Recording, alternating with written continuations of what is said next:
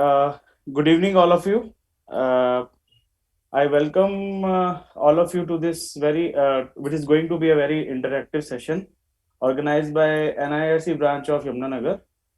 So, first of all, I would like to welcome our branch chairman, CA Anuj Jindalji, to welcome all the audience through his welcome speech. Welcome, Anuj. Thank you, Sanyam ji.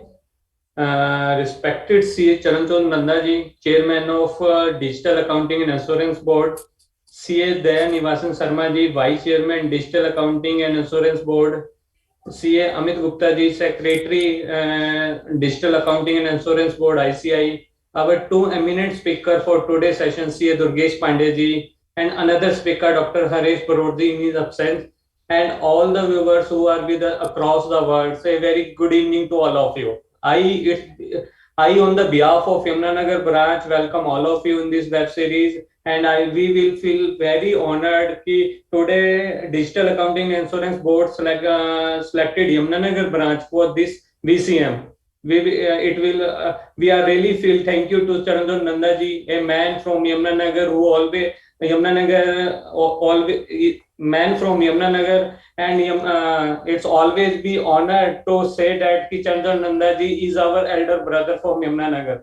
Thank you so much, sir, for giving this opportunity. As we all know that today we are living such an environment where the various regulators expectations from a chartered accountants are increasing day by day. Now the only just doing the audit and accounting is not the main role of the chartered accountants. Now we have to come out from this traditional practice and give the value addition to our works. In this field, the forensic auditor is the main key areas where we are to doing the lot of work. And if we are competent to do the forensic audit, that means we are be able to serve the profession in a great manners and fulfill the expectation of the various regulators. Now it's time a wake up call for all of us to come out from the traditional practice and come out with a new techniques, new opportunities, and explore our expertise in other fields other than the audit and accounting. I am sure that two eminent speakers, Durgesh Pandey ji and Harish ji, will enlighten us on the various aspects of the digital accounting and forensic accounting. So I'm 100% sure this session will be a great benefited for the members who are with us across the world. Thank you so much, and I again welcome all of you in this VCM. Thank you. Over to you, Sayamji. Thank you so much, Anuji. Now, I would like to welcome our keynote speaker, CA Charanjot Singh Nanda ji. Charanjot Singh Nanda ji doesn't need introduction anymore in this profession, but I would like to read out his brief profile, his recent achievements, which he has accomplished during his tenure as a chartered accountant. Mr. C.H. Charanjot Singh Nandaji is a Central Council member serving for the term 2022 to 2025 and presently holds the designation as a chairman of Digital Accounting and Assurance Board ICI, Internal Audit Standards Board ICI, and Committee on Information Technology of South Asian Federation of Accountants SAFA, which is known as SAFA also. He is also serving as Vice Chairman, Banking, Financial Services and Insurance Committee ICI. Recently, he has also held the position as a member of Central Council, as we are all aware, from 2004 to 2016 and 2019 to 2022. He has been chairman to the following committees: a committee on management accounting, committee on internal audit, committee for members in industry, women members empowerment committee, committee on for cooperative and NPO sector, and the list is endless. Also, he has held the position of vice chairman of the following committees like Public Finance and Government Accounting Committee, Continuing Professional Education Committee, Corporate Social Responsibility Committee, Banking, Financial Services and Insurance Committee, Research Committee. Also, CA Charanjot Singh Nandaji has been a member of Quality Review Board set up by the Government of India, and he has served as a member of SEBI Advisory Committee on Primary Market 2007-2010 and Committee on Mutual Fund 2007 to 2010. He has also served as a convener of the expert group constituted by the Ministry of Corporate Affairs, Government of India on investors protection. He has also been the member of Southern Asian Federation of Accountants, which is I currently mentioned, which is known as Sayamji, SAFA. we can conclude and start the. Sir, the list is very endless, and we are so much honored कि we have a professional like CS Nanda ji with us, and he hails from a city or from our city only and from our district only. So it is a very privilege to read out his profile, and it gives us so much of inspiration कि what one can achieve during his lifetime by serving such an elite profession. So, sir, I hand over to you this session, and please, sir, please get it. Thank you. Thank you so much, Sayamji, for your kind introduction. A very good evening, ladies and gentlemen. My co-chairman, CA Dayanivas Sharma, who is working incessantly to ensure that DAB works up to the expectations of the entire society, and not only society but all stakeholders, regulators, and government. Shri Durgesh Pandey, the Honorable Speaker of the day, Shri Harish Bhanot, the Honorable Speaker of the day, people who would add value to the initiatives of DAB to hone the technical skills of membership all across the world. I'm also thankful to the chairman of Yamunanagar branch, my branch, C. Anuj, who has created such an environment that people in small and mofussil towns have got attracted to the basic concept of inculcating technologies in their lives. I'm also thankful to Mr. Sayam, the moderator of this program, Amit Gupta, the secretary of DAB, Nisag, the technical team, and all concerned who have worked incessantly to ensure that this program of the day becomes a success. Ladies and gentlemen, I will not take more than 1 or 2 minutes. I would like to tell you one thing very candidly. Your institute, the Institute of Chartered Accountants of India, was set up by an Act of Parliament way back on 1st July 1949, when the most important document to the democracy, the Constitution, was not adopted. All of you are well aware that the Constitution to this great country was adopted on 26 January 1950. The pertinent question that arises is, why Institute of Chartered Accountants of India before the Constitution?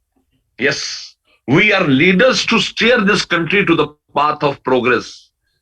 And technology is one of those areas, those arenas, those ecosystems which will create value and worth for our great profession. I want to tell you that all normal professional opportunities are dwindling. Opportunities in the technology space.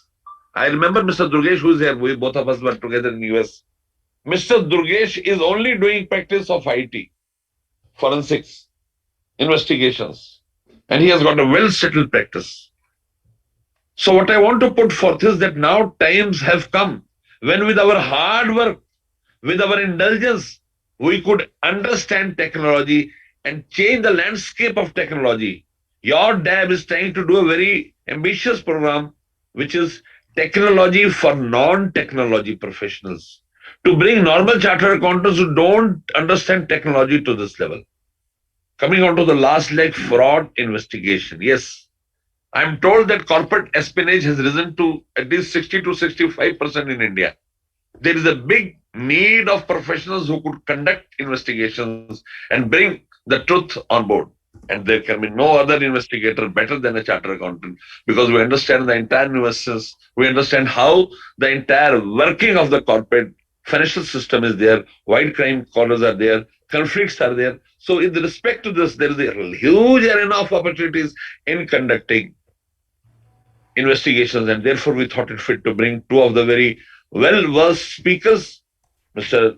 Pandey and Mr. Bhanot, to, to come and to very effectively put across their views before the audience so that they are inspired and they take into account their thought process. Not taking much of a time, we have our vice chairman, my co-chairman, who would give his views, and then the speakers, so as to steer the concept that all of us have to work hard, understand technology, and use it for servicing our clients, the regulators, and government. Thank you. Thank you so much.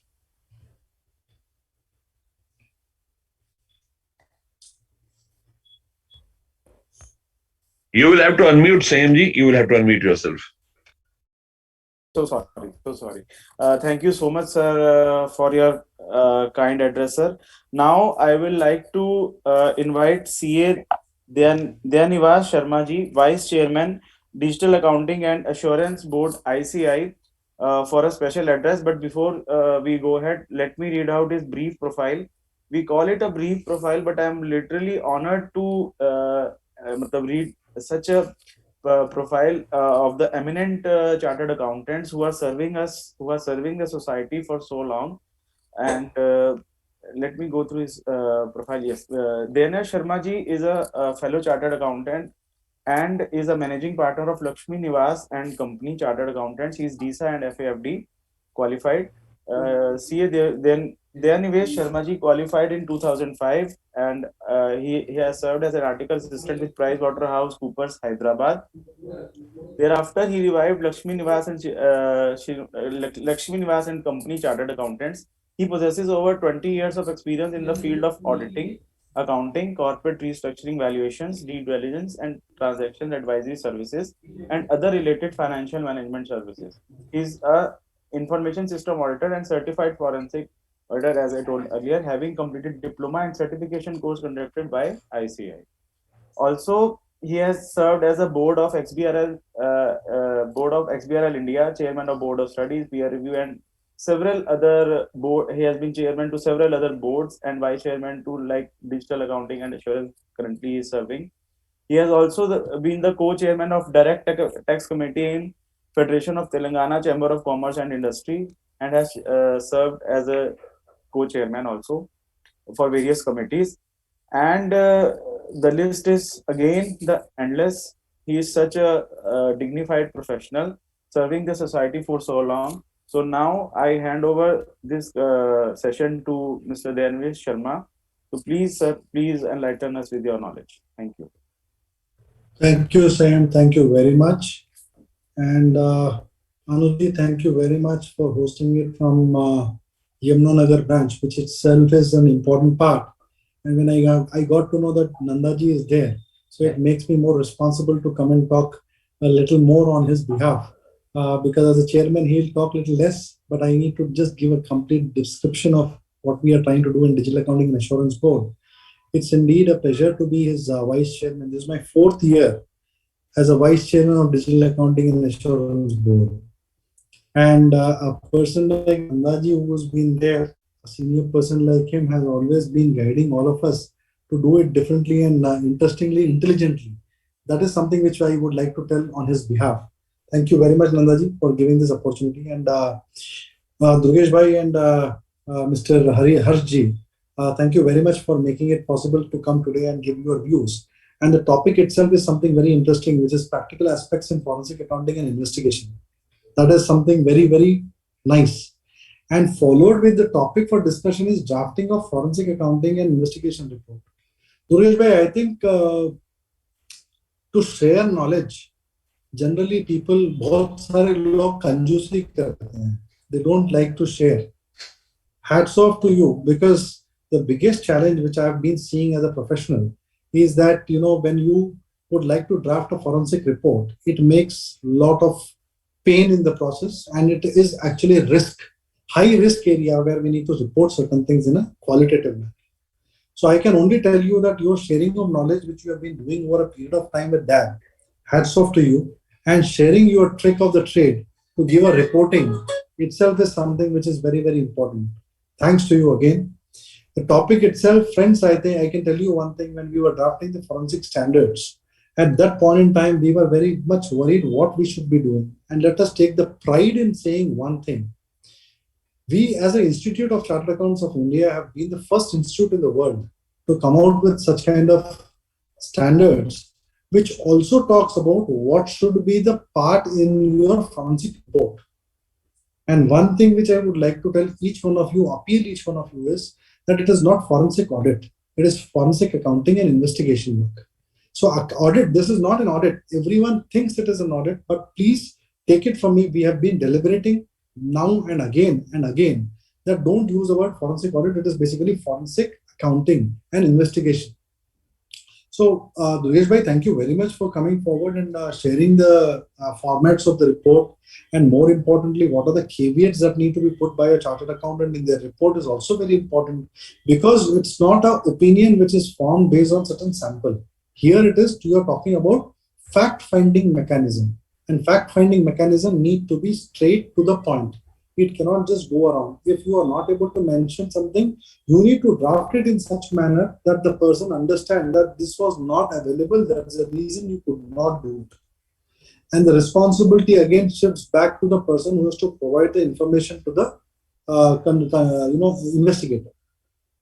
Followed with data analytics is something which is very, very critical. Today I was just in one particular meeting, just came out from another room to this room, and one of the chartered accountant and one industry person specifically talked about what is that we need to do for data analytics. There is nothing we need to do for data analytics. As many courses as possible from ICI, different time, different branches, different locations. The head office is doing a lot of programs on that. We have created digital accounting, the data analytic labs across the country.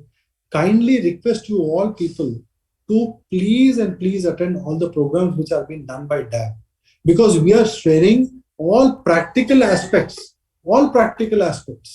and how to do data analytics by using different kind of softwares. That is one of the most important part. So that is one thing which I would like to talk.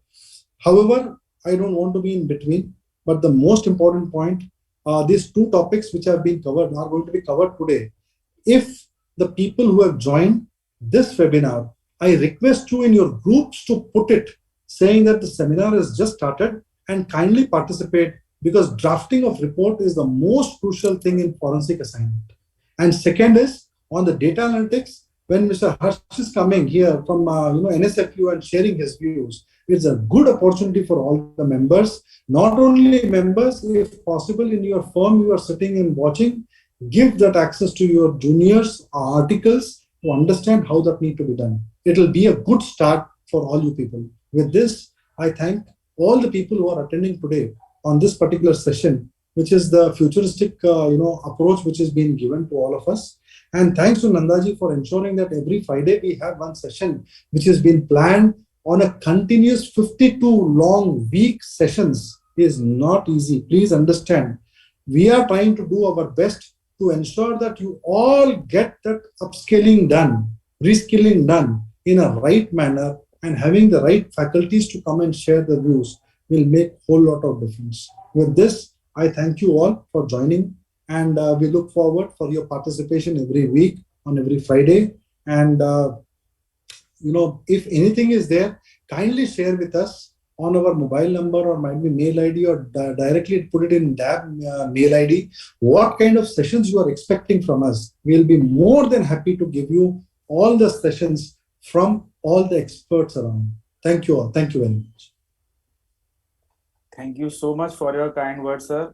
Indeed, as rightly said, so drafting of reports is the main part of this forensic audit and this all exercise. So going ahead with this, I would like to invite our first speaker of the day, CA Durgesh Pandeji, who will address us and who will enlighten us on the aspects of drafting of reports regarding forensic and investigation. So I would like to read his brief profile before we go ahead. CA Durgesh Pandey is pursuing PhD on topic forensic analysis of financial fraud from GFSU, certified fraud examiner from ACFE USA, and is of course an MCOM and a chartered accountant, DISA qualified. Mr. CA Durgesh Pandey is a chartered accountant and founder partner of firm DKMS and Associate based at Ahmedabad. He is certified frauds examiner from ACFE USA and is pursuing PhD, as I rightly mentioned before. He's having 12 plus experience on advising clients on legacy fields in audit in the past. He is impaneled by Enforcement Directorate, Government of India, Economic Wing, Anti-Corruption Bureau, Government of Gujarat for investigation of financial crime. He has conducted investigation for numerous law enforcement agencies and conducted fraud examination and incidents reporting for various corporates. He was member of SIT ACB Gujarat for investigation of alleged corruption in government-owned corporation. Also, CA Dugesh Pandey has trained senior IAS officers, ICLS officers, Enforcement Directorate, local crime branch, and police officers of about 30 plus countries on investigation of financial crime. He is also associated with Gujarat Forensic Science University for training, and he has been regular trainer to Myanmar Police, Bangladesh Police, Kenya Police, and senior vigilance officers of PSU banks, and conducted various workshops on investigation at Bahrain, Nairobi, Kenya, Colombo, and Kathmandu. He is also a part of expert group of syllabus framing and faculty for flagship course of ICI Forensic Audit and Fraud Detection, and has lectured across length and breadth of country. He has delivered approximately lectures to 7,000 plus chartered accountants on this topic, and conducted multiple training for insolvency professional for forensic audit. So it's my honor to welcome such an eminent speaker on this topic, and I would like to hand over this whole conversation and his whole topic to CA Dugesh Pandey ji. So welcome on board, sir. Thank you. Thank you, Sayamji. I hope I am audible. Yes, First of all, heartfelt thank to Nanda Saab, elder brother. We were in US for 8-10 days for the conference. I got to learn new dimension of his personality. Anyways, I am always in awe when he speaks. Nanda साहब बोलते हैं तो सुनने का ही मन करता है, इतना बढ़िया नंदा साहब बोलते हैं. Another gentleman are young and dynamic vice chairman. Vice chairman उनको मैं तो 4 साल से सर वाइस चेयरमैन है. मैं तो काफी समय से इस कोर्स के साथ, स्टैंडर्ड्स के साथ एसोसिएटेड हूं. उनको वाइस चेयरमैन कोई नहीं कहता, सारे उनको को चेयरमैन ही कहते हैं. The ever energetic and dashing dynamic Dayanivas Sharma ji, he always comes with his insights and the standards which I am very proud to be associated with the board, and I'm very proud to be member of the institute which has come up with first full set of standards, 23 standards, and this has only been possible. Please trust me, आप लोग अगर जो लोग यहाँ पर elected representative हैं उनको तो लाइफ उनका पता है. आप लोग अगर एक काउंसिल मेंबर का लाइफ देखेंगे तो जितने काउंसिल में इलेक्ट होते हैं उतने अपने परिवार से दूर होते जाते हैं और पारिवारिक क्लेश की संभावनाएं उतनी बढ़ती जाती हैं. शर्मा जी के चेहरे की मुस्कान बता रही है सारी बातें. नंदा साहब तो बहुत सीनियर हैं. He must have obviously learned the way to deal with this. हाँ, but then the kind of dedication that is put, I know हर बुधवार को dedicated boss, every Wednesday we used to be there for few hours to discuss the standard. That was only possible because of the dedication of the leadership team. So we are of course cog in the wheel with everything, but nothing is possible without the efforts of the leadership team and without pushing it through. Anyways, so as it is said, the topic for the day is reports. So we'll be discussing drafting of reports. I've prepared a short presentation about 15-20 slides wherein I'll be discussing what is the report, what is the expectation of the report, how is the report different. Yeah, I'm so sorry, I forgot to acknowledge the chairman Yamuna Nagar branch and the moderator Anuj ji and Sayam ji. Thank you so much for the introduction. Sayam ji, सारा नहीं पढ़ा जाता है, 2 line पढ़ लो, बहुत ज्यादा नहीं पढ़ना चाहिए यार. Anyways, so I understand this being live sessions, predominantly I'll try to speak in English, but please excuse me if I speak few words in Hindi. I am a native Hindi speaker, so probably I may drift, but I'll try to pull myself and stick to only English. So as we were discussing, in the next hour, it's 6:25, I'll finish sharp at about 7:20, 7:25. I'll give 5-7 minutes for the question and answers.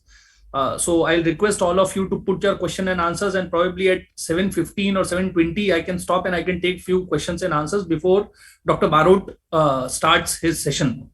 Otherwise, if the question answers are at the end, then we have to wait for the very end, and then probably the train of thoughts would be lost by then. So we'll be finishing in next 50 minutes. We'll be discussing. As I told, I have a small presentation, 15 slides only, where I'll be discussing how a report is to be written, and then few qualitative aspects of a report as to what is the difference between just a report and a good report. That is the agenda. I am sharing the presentation with you now, and as I say, I'll encourage you to put your questions to the moderator. I'm sure I'll try to answer most of them. Okay. Now, predominantly, our discussion will be centered around drafting a report. As I speak about drafting a report, I thought so that let me start with drafting, let me start with my knowledge and my thought process on drafting a report.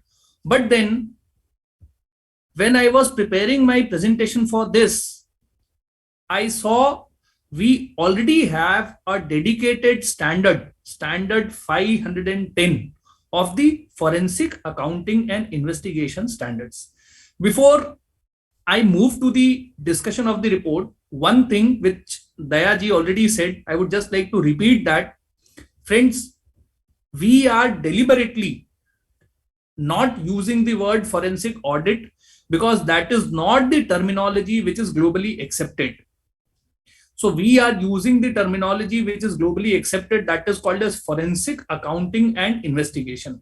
It's not called as forensic audit because audit implies expression of opinion, which is not the case in case of forensic assignments.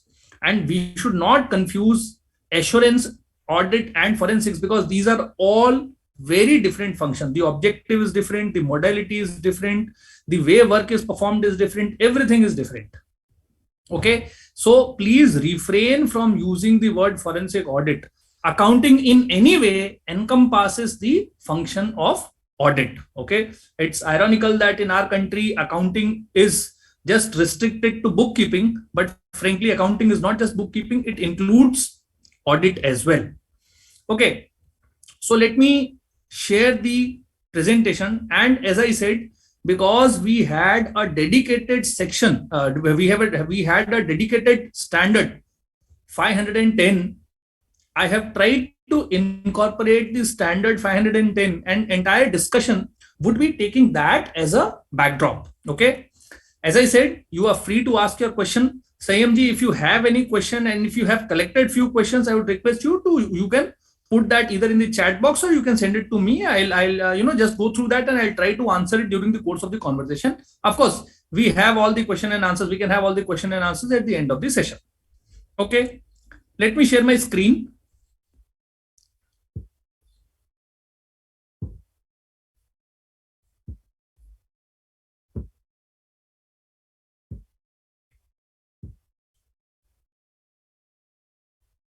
Okay, I hope my screen is visible to all of you. Yes, sir. I'm audible and the screen is visible. Yes, yes, sir. We are looking at drafting a forensic accounting and investigation report. Drafting a forensic accounting and investigation report. Now, what do we have in today's presentation? What we'll be discussing today? We'll be discussing the report as an introduction. We'll be emphasizing upon the importance of the report, relevance of the executive summary, format of the report, annexures and exhibits, limitations, disclaimers, presentation tools of the report, and some classic attributes of the report. That will be our agenda. Okay, today's agenda. Now, there are certain critical differences between any report and a forensic report. That is because of the purpose. So, friends, because we are discussing the drafting of the report and we have a time period of 1 hour, I am presuming that most of the participants, most of the audience of this course would be having a basic idea of what is the discipline of forensic accounting, what is expected from a forensic accountant. So this is sort of an intermediate discussion. This is not a basic discussion, and it is presumed that the basic idea about the forensic accounting and about the forensic investigation is there to the participants. Okay, please let me know if you don't have that basic idea. Probably I can very quickly brush up that idea, or I understand I'll not be having the mechanism whereby I can get immediate feedback. So let me just put few sentences as to what is a forensic assignment. See, in case of any dispute, in case of any arbitration, in case of any fraud, in case of any disagreement, there is a scope and need for somebody who's independent, impartial, and who gives report based on only the facts and facts.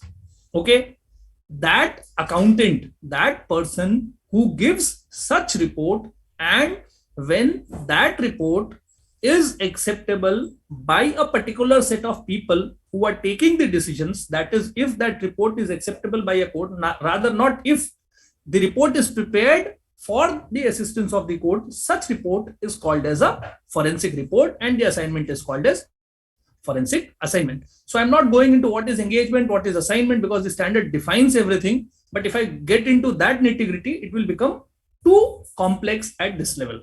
Okay, I hope the introduction of what is a forensic report is clear to all of you. Now, as I said, a forensic report is not like any other report. It's not like our typical assurance audit ka report SA 700 what we write, because the purpose of forensic report is to assist the court of law and to assist the law enforcement agencies in their investigation. Okay, so the first point is very crucial, that a forensic report, unlike all other report, is written for the assistance of court and law enforcement agencies. So whereas your audit report may not be scrutinized at sentence level or word level, please have the expectation that your forensic report will be scrutinized at word level also. Okay, it's also very crucial to note that the forensic report is not for the subject, it is about the subject. Okay, it's not for the person, it is about the person. Mostly when you prepare the forensic report, it is about the person. And why do I say a forensic report is far more onerous when we compare with our other reports, other traditional report? Because in most of the forensic report, the report influences decisions of the court. Therefore, precision and importance increases. Precision and importance increases. At this point, I would also like to say that in most of the forensic reports, there is a criminal charge. As a result of the outcome, your report may help in implicating somebody for committing a criminal offense. The moment I say implicating somebody for committing a criminal offense, that means कि कोई jail जा सकता है. Someone can go to jail for the misdeeds that he has done. Now, please understand, it is someone's life. So the level of scrutiny is also to a different extent. So the precision expected in a traditional or in a forensic report is far more than a traditional report. I'm not telling the traditional report is not accurate or it's not precise, but the degree of precision is far more in case of a forensic report. Okay.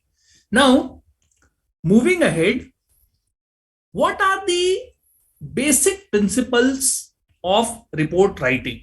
What are the basic principles of report writing? Or rather, before the basic principles, let me give you the presumptions. Presumptions. What are the presumptions before you start a report? So, there are certain presumptions. Report will form subject matter of litigation. What is meant by this? What is meant by this? Whenever you draft a report, whenever you are appointed for a forensic assignment, please always keep this at the back of your mind, that your report will form a subject matter of litigation. For an example, I'll tell you, say you are called for a simple stock verification exercise. I'll give you a practical example. We were called by one of the cooperative bank, one of the large cooperative banks in the country. We were called by the bank for doing a simple stock audit report. Okay, simple stock audit report. Now, every year we used to get few stock audit reports, which sometimes we did, sometimes we most of the times we did not do, because the remuneration was too petty and the work was too onerous. Okay, so now this time when we got the appointment, rather we didn't get the appointment, I got a call. Generally the appointments come in office and we take a decision as to whether we have to do or whether we'll refuse. But this time I got a call from the zonal head that we are having a company where there is a dispute between two set of directors. 3 director थे, 2 एक तरफ हो गए, एक तरफ हो गए. And the 2 directors, they were accusing the first director that he has forged the book of accounts. He has forged the books of account, and the stock of 6 crore, which was shown in the stock statement. So 6 crore is 60 million, because I understand we have audience worldwide. So the stock of Indian rupees 60 million was not actually 60 million, rather it was not more than 10 million. 1 crore से ज्यादा का stock नहीं था, लेकिन books में 6 करोड़ का stock दे रहे हैं, ऐसा डायरेक्टर्स ही क्लेम कर रहे हैं. ठीक है. Now when I was told that हमको एक एक्चुअल स्टॉक वैल्यूएशन करवाना है और स्टॉक ऑडिट हमको करवाना है, बुक से कोरिलेट करके, फिजिकल स्टॉक से कोरिलेट करके हमको एक स्टॉक ऑडिट करवाना है. Please understand the responsibility. had there been a regular stock audit report where we could have relied on the balance sheet and the financial statements and test check could be done, that comfort disappeared the moment we got a backdrop that there is a dispute. Okay, it came to my mind that sooner or later the account will become non-performing. Probably there will be allegations of diversion and siphoning. The bank may at a later date choose to complain to the respective jurisdictional law enforcement agency, that is the CBI or the State Economic Offence Wing. Okay, and then I would be called, because mine would be the last stock audit report based on which the bank is taking the decision. So this should be the thought process before you get any assignment. Your report will form a subject matter of litigation, and your report will decide someone's fate. Your report will decide someone's fate. Your report will decide whether someone will float or someone will perish. Okay, so this is the first presumption, that report will form a subject matter of litigation. Next, every word has to be defended in court of law. Please understand, I am not telling every sentence, I am telling every word. Therefore, the difference between shall and must. I shall do, I must do. I shall is voluntary, मैं करूंगा, मुझे करना चाहिए. ठीक है. I must do मतलब मुझे करना पड़ेगा. The difference between may, can. The difference between must, shall. The difference between can, could. The difference between such verbosity, such language is very important. Okay, when we are discussing the attribute of clarity, then we'll be discussing more, sentences like, we have to be very cautious while writing the sentence. So sentence like, he almost stole all the money. Okay, he almost stole all the money. Okay, or he stole almost all the money. You're getting? He almost stole all the money. Okay, or he stole almost all the money. There's a difference between two. The word placement of almost altogether changes the dimension of the allegation. Now, when we write the report, we have to be very cautious how we place the words. Okay, so language is very important. You have to be very cautious while writing कि कब कहां किसका जवाब देना पड़ेगा. ठीक है, and please trust me, जवाब तो देना पड़ेगा. You have to reply for everything. Next, please understand, particularly in case of law enforcement agencies, because most of my experience comes from working with law enforcement agency. We work mostly for the law enforcement economic offense wing and ED and CBI and so on, all the law enforcement agencies. So in most of the law enforcement agencies, the report is for the court and not particularly for the client. The report is for the court and not particularly for the client, because the nature of the engagement itself is a fact-finding engagement. Okay, the nature of the engagement is fact-finding engagement. So if the nature of the engagement is fact-finding, there's no question of dispute or different version of fact. A fact is a fact. It is fact from your perspective. It is to be fact from my perspective. Okay, so the report is for the court and not for the client. It is not that the client's happiness matters. It is that the acceptability and the admissibility of the forensic report as an evidence matters. Okay. Please also keep in mind that the report shall be subject to cross-examination. Almost all the reports are subject to cross-examination. What is meant by cross-examination? You are questioned on the report. You are questioned on. Audit report में ऐसा बहुत कम होता है. अगर CAG का audit करते हैं तो ही एक बार कमेंट करने का आता है, सीएजी क्वेश्चन पूछता है तो.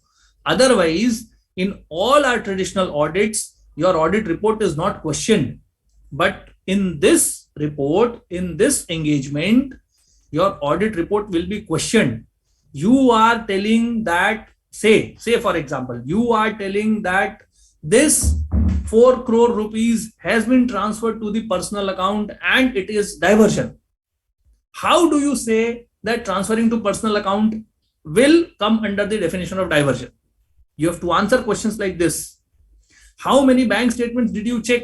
Didn't you find necessary before opining as willful defaulter? Didn't you find it necessary to check the personal accounts as well?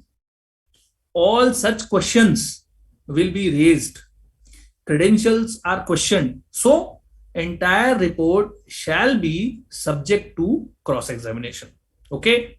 And please remember, the cross-examination will be done, if not more, at least as by a person who's as competitive as you. So author जो report का है उसको ये हमेशा ध्यान में रखना है कि उससे होशियार नहीं तो उससे बेवकूफ आदमी से तो नहीं क्रॉस क्वेश्चनिंग होगा. The competency of the advocate cannot be questioned. The counsel's job is to protect his client. He'll do that at any cost. So the report will be cross-examined. Every sentence what you put in the report will be cross-examined. Okay? Please keep that in mind. Let us move forward. Now, we are talking about the writing of the report. Okay. This report, I thought first I'll be telling you how to write a report based on my experience, but then I remembered that I already told you earlier that we already have a dedicated standard 510, which is called as reporting results. I thought it couldn't be a better time to discuss, to base my entire discussion on the foundation stone of the standard. Okay. So the entire format of the report and the contents and the expectation of the report is being taken from FAIS, Forensic Accounting and Investigation Standard number 510, which is reporting results. Okay. Now, the standard says that any report of a forensic engagement, first it has to be a written report. Oral reports are not acceptable. There has to be a written reports. Okay. Now this report needs to be precise and unambiguous. Okay. It has to be precise and unambiguous. What is meant by precise and what is meant by unambiguous, that we'll be discussing more when we discuss the attributes of the report. Okay. We'll be discussing the attributes of the report. There we will be discussing this more.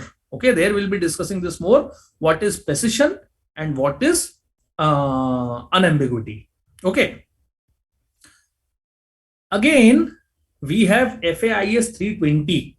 Okay. Forensic Accounting Investigation Standard number 320, where it is discussed, where evidence and documentations are discussed as to how to discover evidence and what are the documentation that have to be kept. Now, please understand, your report is dependent on evidence and documentation. Okay. Your report is dependent on evidence and documentation. So you can put only those things in the report of which you are having evidence. Okay. Again, the report must be addressed to the primary stakeholders. There are standards which explains as to who are the primary stakeholders and who are the other stakeholders. So any person who's appointing you for the engagement is the primary stakeholders, and any other person other than that person who has appointed will be other stakeholders. Okay. Now, is there a fixed format of the report? Answer to this question is no. There is no fixed format of the report. There's no fixed format of the report. Nevertheless, आप कुछ भी लिख दो वो report कहलाएगा? The answer is no. There are certain basic things which, if not necessary, are advised to be written in the forensic report. Okay. If not mandatory, they are always or strongly encouraged and advised to be written in the report. Okay. Now, there are certain assignments. There are certain assignments or there are certain engagement which emancipates out of certain statutes. Okay. Certain assignments which come out of certain engagement which come out of certain statutes. Let me give you the most common one which we are getting, the transaction audits. The transaction audits which we are getting, where we have to investigate specific set of transactions which are given under the insolvency and the bankruptcy code. Now, those specific transactions are section 43, section 45, section 49, section 50, and section 66. Okay, these are called as PUFE transaction: preferential, undervalued, fraudulent, and extortionate. Okay, these are the four type of transaction, broad category. These are the four broad category of transaction where the investigator or the forensic accountant has to comment upon. Okay, these are the transactions where they comment upon. Now, if there is a specific requirement, if there is a specific regulatory requirement that comment has to be given on these transactions only, and I mean, I don't say there is a format for this. Of course, there's no format for these also prescribed in the act. But if, say, the appointment is made under any act and under such act there is a specific format, then that format has to be followed. So we are appointed, we do work under several acts. We have worked in, Protection of Investors Deposit Act. We have worked under the Insolvency Bankruptcy Code. We have worked under the Multi-State Cooperative Societies Act. We have worked under Prevention of Terrorism and Organized Crime. Wheresoever the prosecution is having a power of attaching the property, wheresoever the prosecution is having power of attaching the property, there we work, there all those places, they need an opinion, view, assistance of chartered accountants, where the chartered accountants can help to unravel the financial maze. Okay. Again, report is to be discussed with the subject party only if it is part of the mandate. See, this is very important.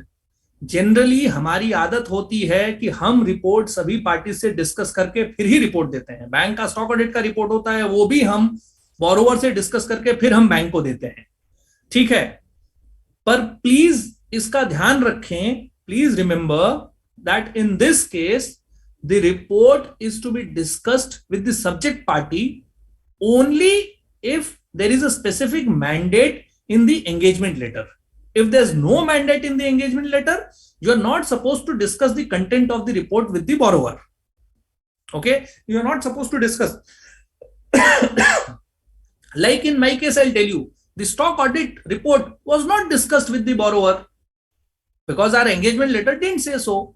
We were appointed by the bank. We did the investigation for the bank. We gave the report to the bank. The borrower was never into picture. हमने borrower को क्या लिखा, कैसे लिखा, क्या हमने valuation किया, ये सब हमने borrower को दिखाया भी नहीं. ठीक है? I hope it is clear. So let's move forward. So what all things are to be included in the report? Key assumptions and limitations faced during the investigation is to be listed. Okay, key assumptions and limitations faced during the investigation is to be listed. Report not to express. Report, I'm still discussing the framework. I'm not discussing the format and content. That also we are having ahead. Okay, I'm still discussing the framework. So if you have prepared the report based on some assumption and you had some limitation, so that has to be clearly listed and brought out in the report. Mind you, assumptions and limitations should not be buried under paper. Make it a point to highlight them. Make it a point to put them in different color, put them as bold, put them as italic, put them in different font. Because आप ऐसा चाहते हो कि आप कोई ambiguous information नहीं दें. Your duty is not to pass on any ambiguous information. Rather, if something is impairing your judgment, you want that to be very clear. So if I had 2000 bags and I opened only 200 bags, I have to highlight it that I have opened 200 bags only, and the balance 1800 bag could not be opened because there was a power cut in the factory and it was not possible for me to open the bag and look inside. So my judgment is based on the 200 bags which I have opened. However, we have physically touched those 1800 bags. We have weighed those 1800 bags. So the weight is accurate, but we are not able to confirm the color or the quality of the quantity inside the bag. It has to be so crystal clear. Okay, the assumptions and the limitations. The most crucial point, report should not express an opinion of guilt or innocence. Report should not express an opinion of guilt or innocence. What is meant by this? What is meant by this that report should not express an opinion of guilt or innocence? आपका report किसी को guilty या किसी को innocent pronounce नहीं करना चाहिए. It is not your job to pronounce someone guilty or to pronounce someone innocent. It is the role of the courts. It is the role of the courts. You are in no way responsible for pronouncing someone guilty or pronouncing someone innocent. Please keep this in mind.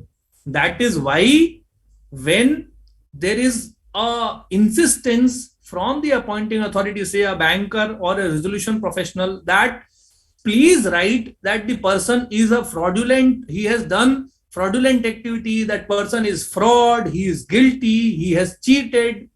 Please refrain from writing such strong language. You are not supposed to pronounce someone as fraudulent. the best what you can do is you can write a sentence that money from account A was transferred to personal account B without sufficient authority, and the money in account B was used for personal benefit of the director. That is what you can write. You cannot write diversion was made, fraud was committed, and he is a cheat.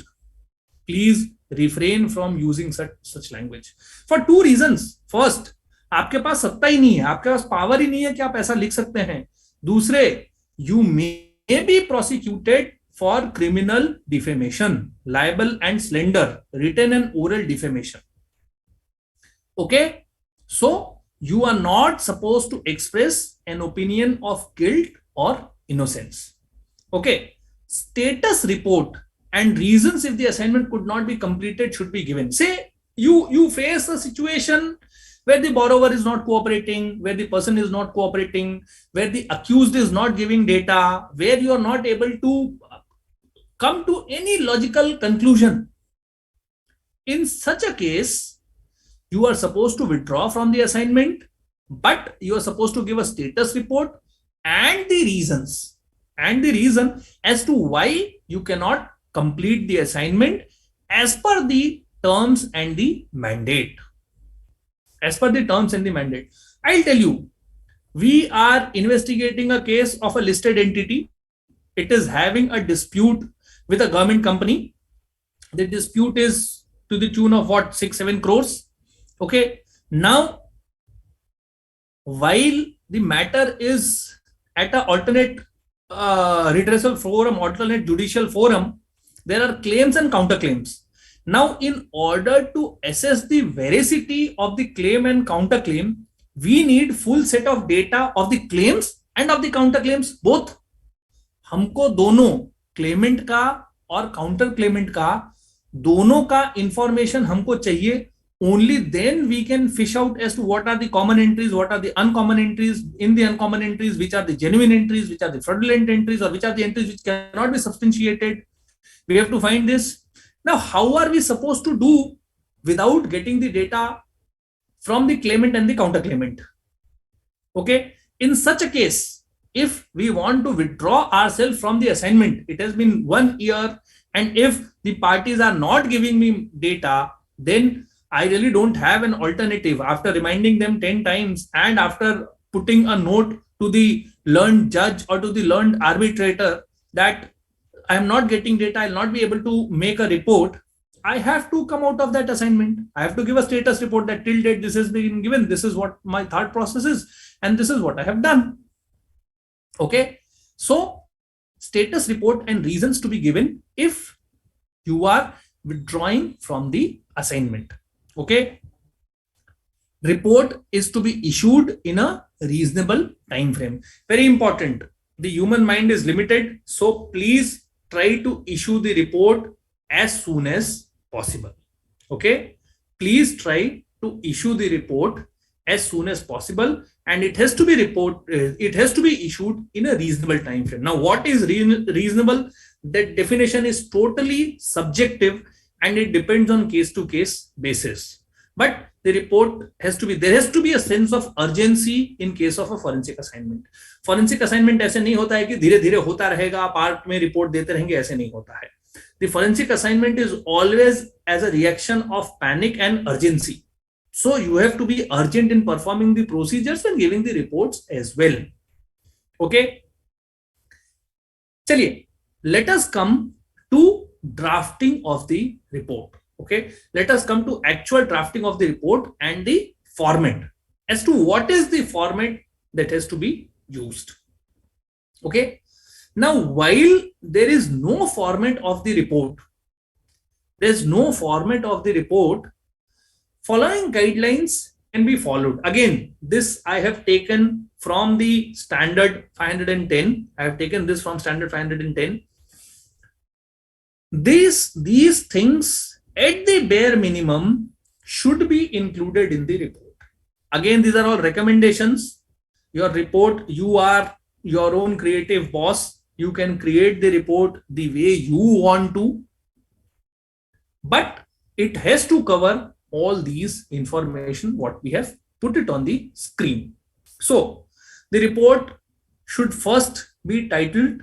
There has to be a title to the report as to investigative report of ABC Limited. Okay, there has to be a title. There has to be the addressee as to whom are you addressing the report. To whom is the report addressed? A investigative audit report cannot be to whomsoever it may concern. It cannot be such. It's a privileged and confidential document. It has to be shared amongst the listed person who have been agreed that only these persons will be provided access to the report. So it has to have a title and there has to be a addressee. Okay. There also, if copies of the report are to be sent to various people, then there has to be a distribution list. There has to be a distribution list. And please understand, everything has to be agreed upon with the party. Only then you can send it, because this may implicate somebody. The company may lose its goodwill. You cannot do this on your own. There has to be a written mandate from the company कि किसको दे सकते हैं, क्या दे सकते हैं, कहां तक दे सकते हैं. ठीक है. So the report should have title, address and a distribution list. Okay. Next point. The report should have scope and objective. Please understand, the scope para is something which is so gray that there is always a dispute in writing the report. Because considering the nature of the assignment, whenever you start the assignment, you really don't know as to what exactly will be the scope. So you may start something. We did an investigation of an insurance company where there were allegations that there is a fraud in the petty cash. It was out of country. We work in 3-4 countries. So there was allegation that there was a fraud in the petty cash. Once we started investigating the petty cash, we saw there was fraud in the loans, there was fraud in the HR, there was fraud in stamp duty, there was fraud in treasury functions, everywhere, except for the claims, everywhere there was fraud. Now, when we signed the engagement letter, we were really not aware as to kahan, kis depth tak fraud jaake rukega. That is why scoping is very important. It is to be clearly spelled out as to what you will be doing, and it has to be clearly spelled out as to what you will not be doing. Please understand, abhi not be doing mein to bahut bada list ho sakta hai, but not be doing mein you have to spell out if something can be presumed. So something like this, that we will be investigating only from July 2021 to June 2022. We are not concerned with finance. The entire, in this case, you can write the entire financial year of 2021 or 2022 will be ignored for the purpose of investigation because the incidence pertains to only this period. Okay, this has to be the scope. We will be verifying only the debit entries and we will not be checking the credit entries, because the fraud which has happened, that pertains to expense reimbursement and not to anything else, which only has debit entries in the ledger. Something like this. The scope has to be so clear. And objective. What is meant by objective? No room for subjectivity. So objective is opposite of subjective. Subjective means personal judgment.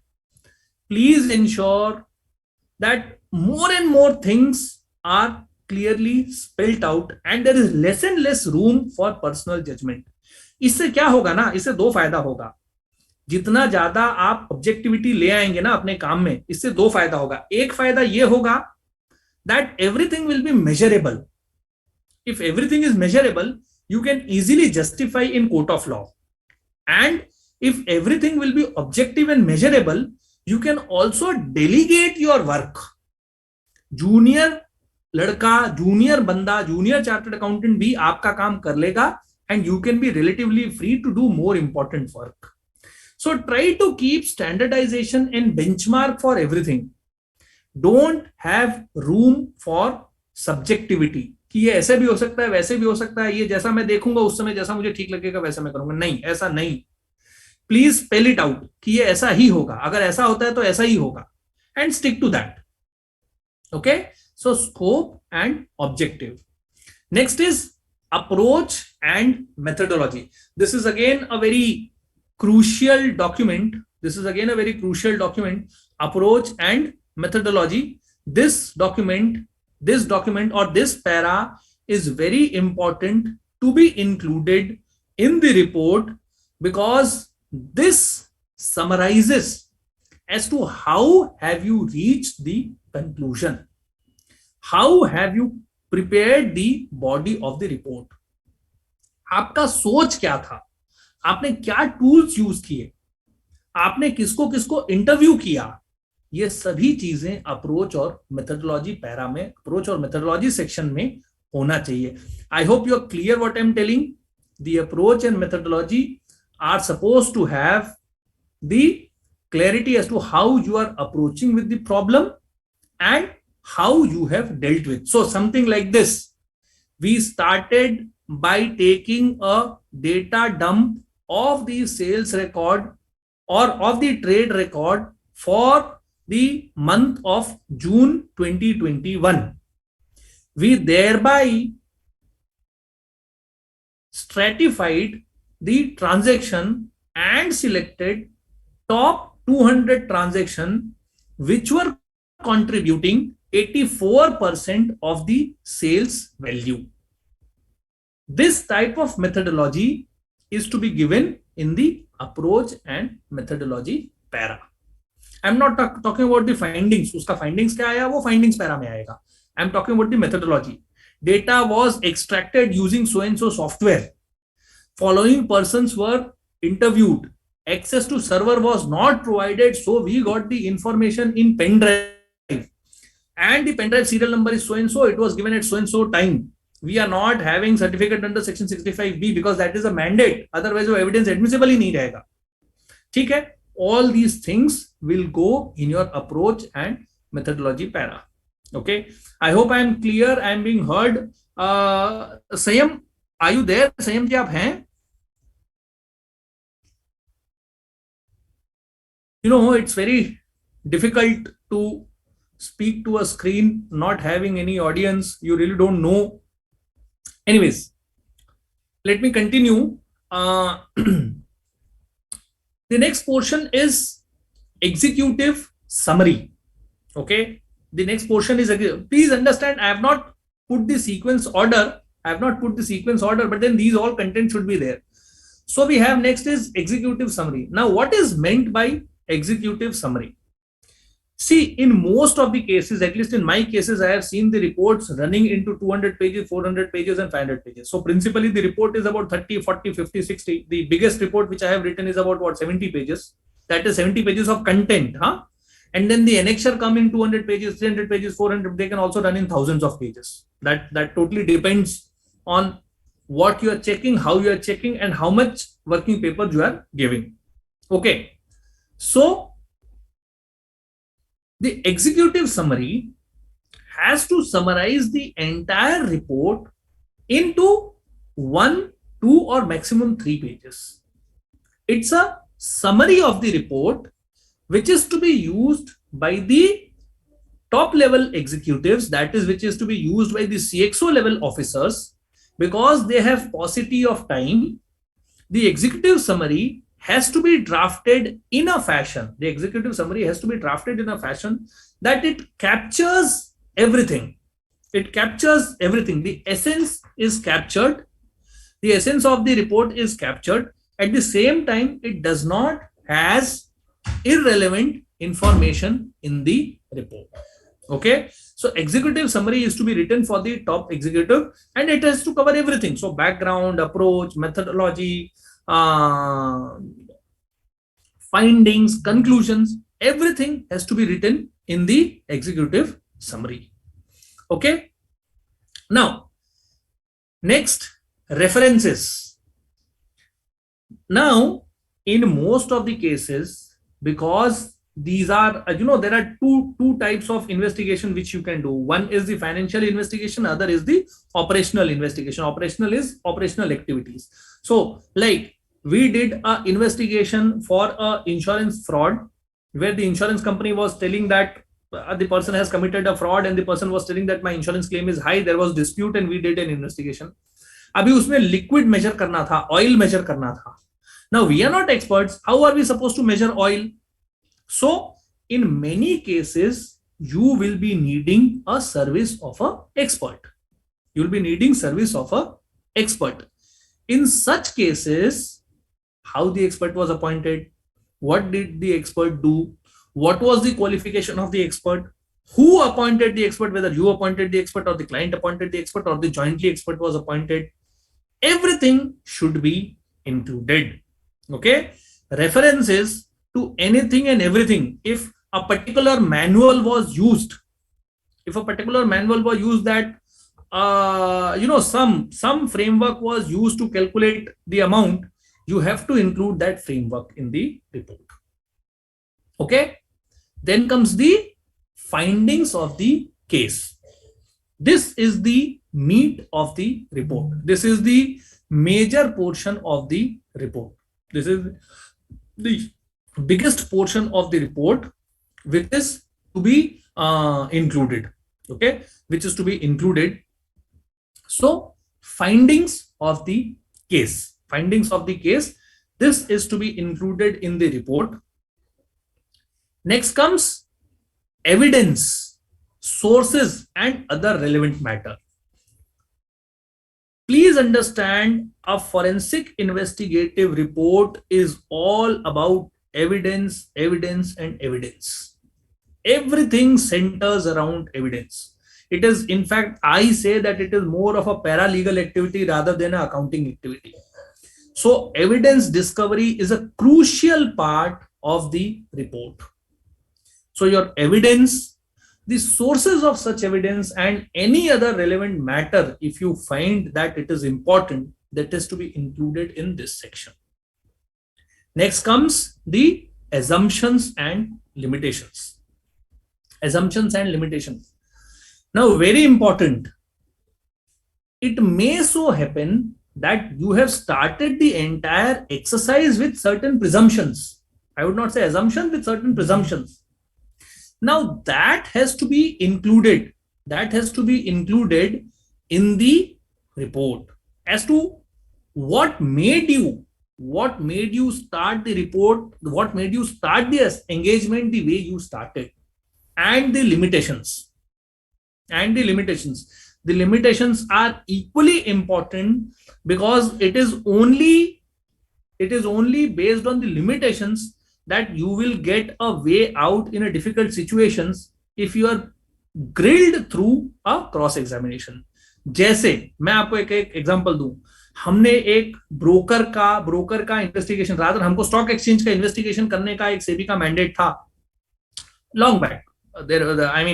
We had a mandate. अभी उसमें हमको ऐसा कहा गया था कि आप उनका डेटा लेके और आप इन्वेस्टिगेट करिए. Now, when we sought access of the servers of the stock exchange, they were very reluctant. Now, no stock exchange is going to give access to the server.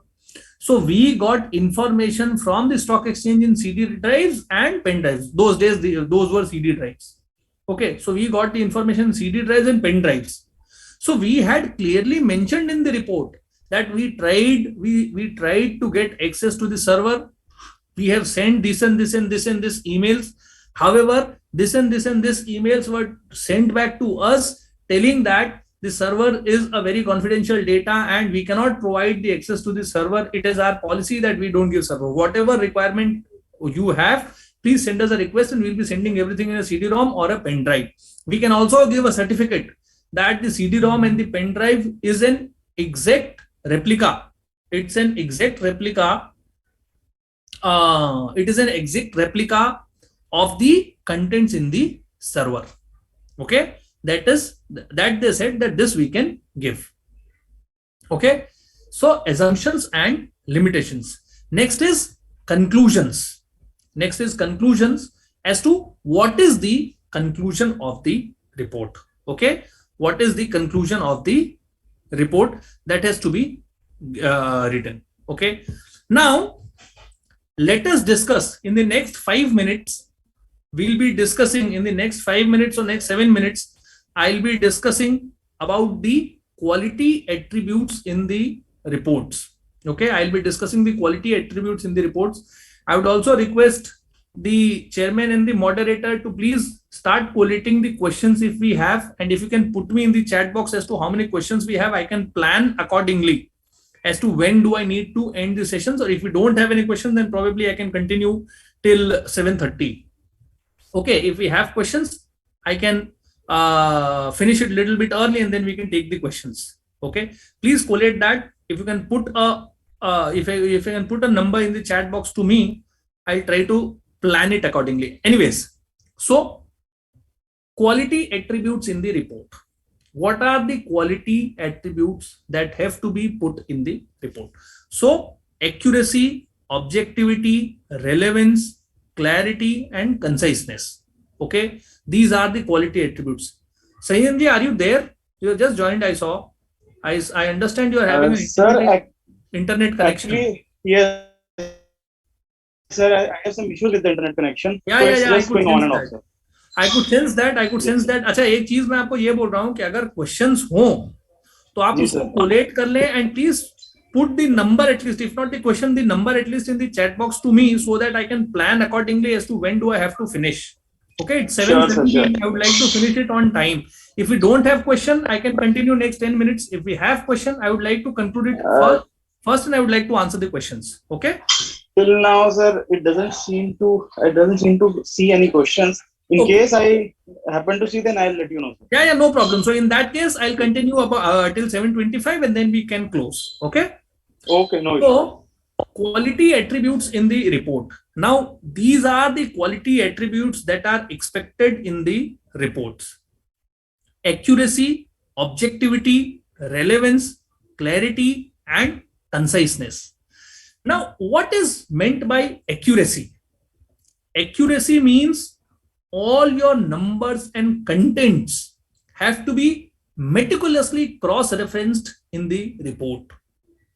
All your numbers have to be meticulously cross-referenced in your report. The rule says that if you can't prove it, don't put it. If you can't prove it, don't put it in the report. I have given an example. We have reviewed the inaccurate way, जहां पर accuracy नहीं है. We have reviewed lots of entries from the bank statement of the companies and have noticed most of the money is transferred to related parties. Okay, we have reviewed lots of entries from the bank statement of the companies and have noticed most of the money is transferred to the related parties. Whereas the accurate way is we have reviewed 113 debit entries in the bank account, number so and so. In financial year 21-22, we found that 68 entries or 60% of the debit entries were made to related parties as defined in Annexure 2 of the report. So precision, accuracy. You cannot write vague and ambiguous. This is what I meant by unambiguity. Okay, it cannot be ambiguous. Okay, next, objectivity. As I said, what is meant by objective? Objective means it should be fair, impartial, and unbiased. Okay, things should be fair, impartial, and unbiased. That is, and it should be measurable. Okay, the objective should be fair, impartial, and the fact should be measurable. The investigator or the professional should avoid expressing personal judgment. Okay, he should avoid using giving personal judgment. And then, while writing also, it should be avoided that I am clouding my report with my personal prejudice. Okay, जानबूझ के नहीं, अनजाने में हो जाता है.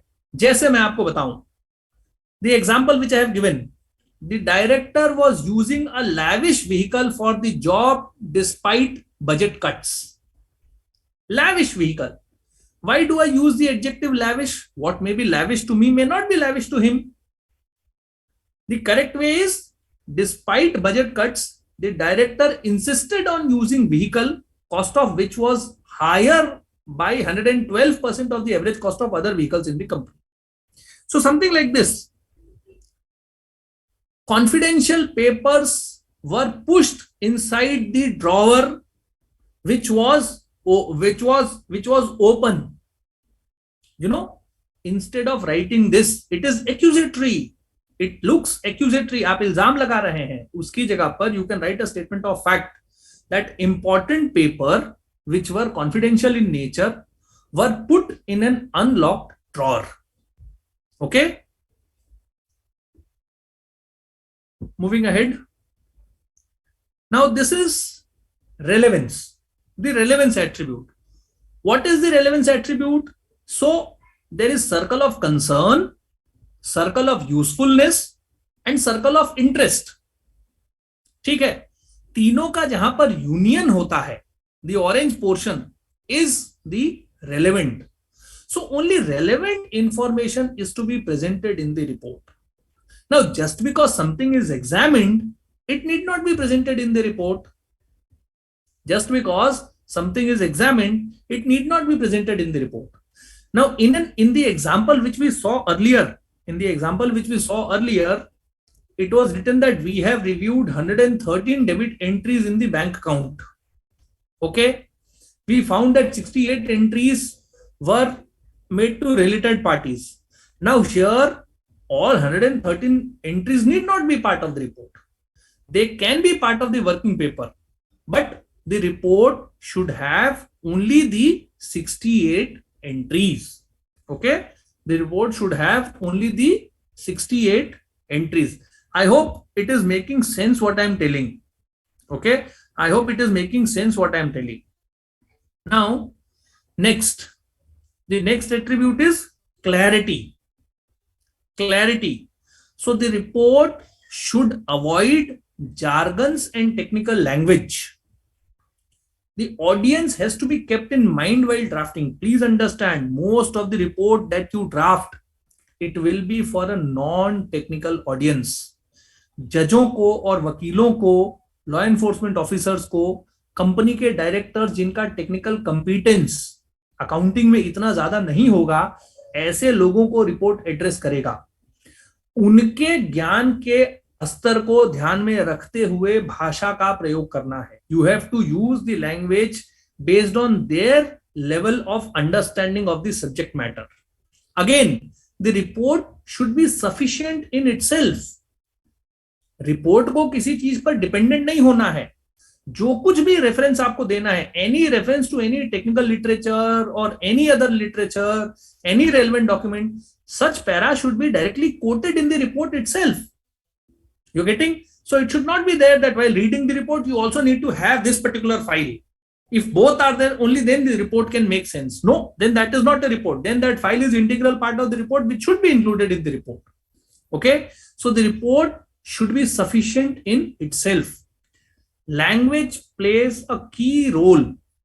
Modifiers, active and passive voice, consistency, all these things should be ensured. Okay, all these things should be ensured. Now I can go into more detail giving example of the modifiers, active voice, passive voice, but I don't want to. Okay,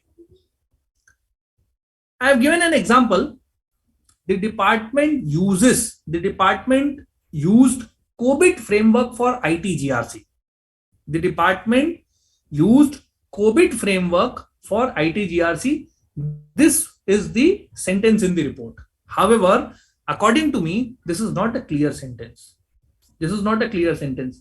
The clear sentence can be the department uses COBIT, an industry recognized framework for management of information technology asset, for its governance and risk control of the IT assets.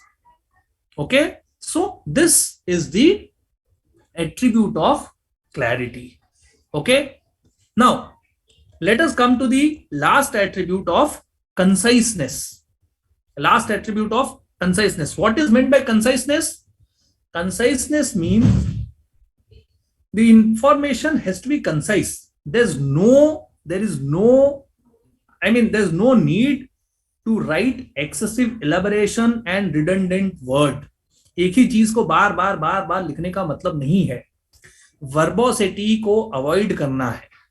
ठीक है? We have to avoid the verbosity. If I can explain you with the example, due to the fact there were fewer people in the department in the month of May, we were unable to determine the exact cause of these type of transaction. Okay.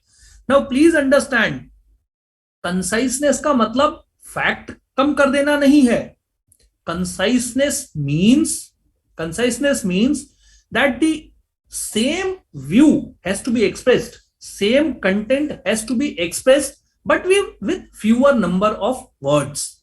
Okay, with fewer number of words.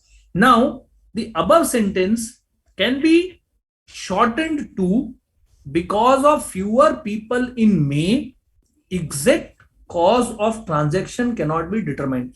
Due to the fact को replace कर दिया, because there were fewer people in the department in the month of May.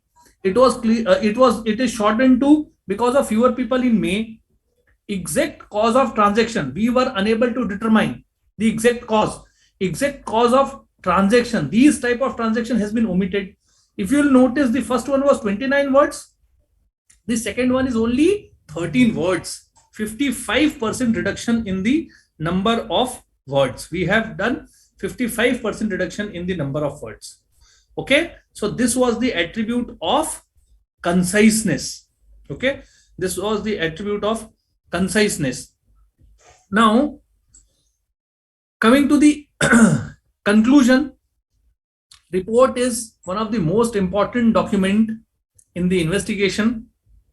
Hard work without proper report holds no value. आप कितना ही मेहनत करके investigation करें, अगर उसका रिपोर्ट नहीं बनाए तो उसका कोई मतलब नहीं है. मुझे अपनी टीम को बार बार समझाना पड़ता है कि इतना मेहनत करके आप लोग इन्वेस्टिगेशन करते हो, रिपोर्ट नहीं बनाते हो, क्वालिटी रिपोर्ट नहीं देते हो, तो क्लाइंट को पता ही नहीं चलता कि हमने कितना मेहनत किया है.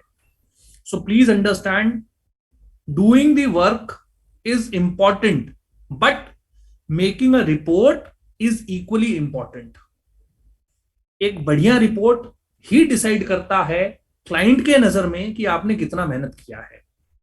ठीक है? If it is not in the report, it is as good as work not done. If something you have done and you have not put in the report, it is as good as work not done. What is the point of doing such work? Most of the time, report speaks for the professional. So you may be called to testify, but that is not as frequent as the report. The report has to speak for you. It is your name, your goodwill, which is carried. And I am very happy to say that my reports have got me more business. So your report should be a speaking report, and the report should speak for itself. Okay?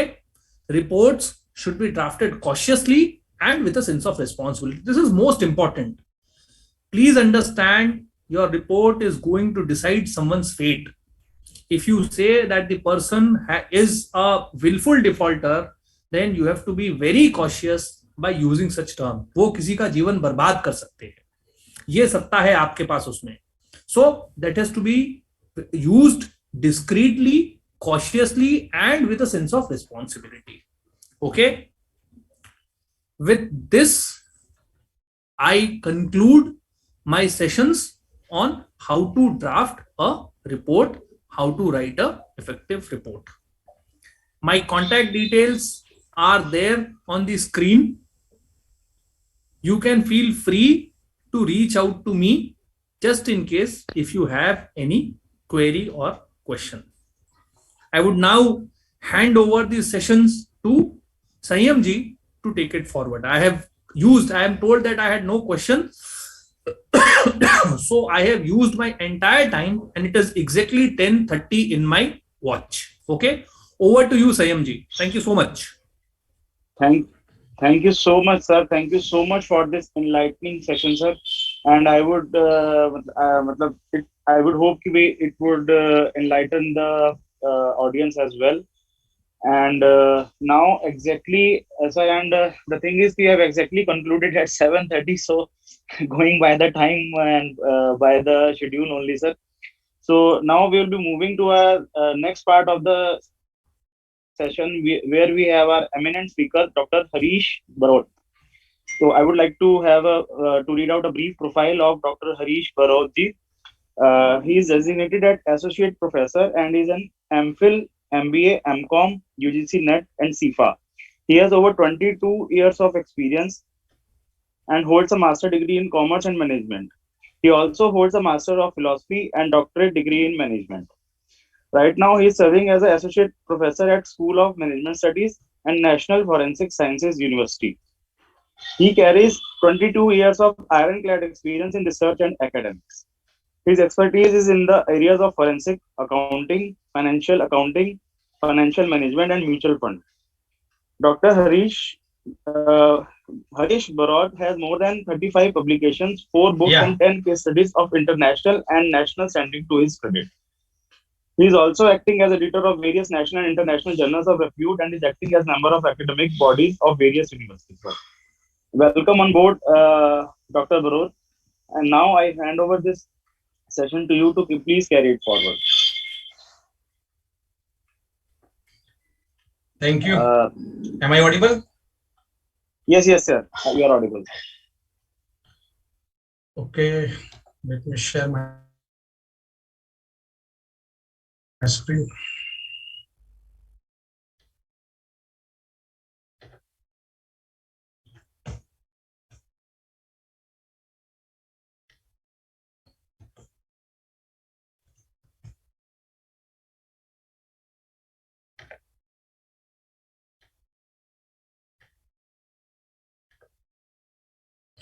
I hope my screen is visible. Yes, sir, it's visible, sir. So it is perfectly all right. Should I? Yes, sir, please go ahead, sir. Start my session. Audio, video, and PPTs, everything is visible? Right, sir. Visible, sir. Yeah, okay. So, welcome on board, all the participants in this webinar. My introduction has already been given by Mr. Sayyam, I suppose. And my today's topic is on forensic accounting and focused on data analytics, because forensic accounting is altogether a big deal. There are so many constraints, so many components which included in forensic accounting. So as I have been directed to deliver a session on data analytics, I will start my session with some basic introductions of these financial frauds and all, just 10 to 15 minutes, and I will move towards to the various data analytic techniques which we are, even many of chartered accountants are also using in their own premises and in their own businesses. And we will focus on all those techniques with respect to the financial fraud identification. So as mentioned, I'm Dr. Barot, an associate professor at School of Management Studies at National Forensic Sciences University, and dealing with the subjects of forensic accounting and specifically data analytics. So should I go ahead, sir? It is perfectly fine. Yes, sir. Please go ahead, sir. Yeah, okay. So my today's session is planned in such a way that I will start initially with some introductions of forensic accounting, and then I will move towards to data analytics. So this is my plan for today's session. I will be discussing about the financial fraud in a nutshell, in a brief. Then we'll try to correlate the forensic accounting and crime investigations, the correlations between forensic accounting and crime investigations. Then moving towards the forensic auditing and fraud prevention program, a qualitative part of the fraud preventions, fraud detections. And then I would be taking certain case studies, certain calculative examples to do the list in your organizations, also to identify the fraud in the data which you are investigating. So altogether, this would become a practical sessions in itself. So let me start with the introductions of forensic accounting, and then we will go ahead with some introductions of fraud investigations, financial frauds, and then I will move towards to the data analytics techniques. So basically, normally, and financial crimes, which are our language, we know in chartered accountants language or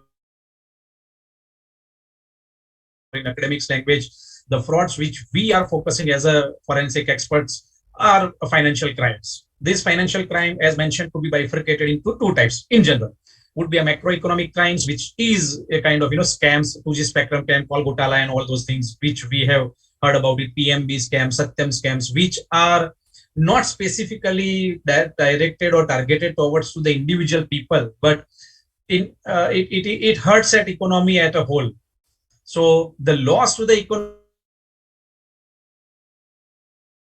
the loss to the individual, but there is not a direct loss to the individual, which is an indirect loss to the individual in terms of making a high payment of taxes or the amount of tax they had paid and that is used for some other purposes. Like 2G spectrum scams, almost 1,86,000 rupees of 86,000 crore rupees of scam, then call scam, Punjab National Bank scams, and many other scams, which are happening in general.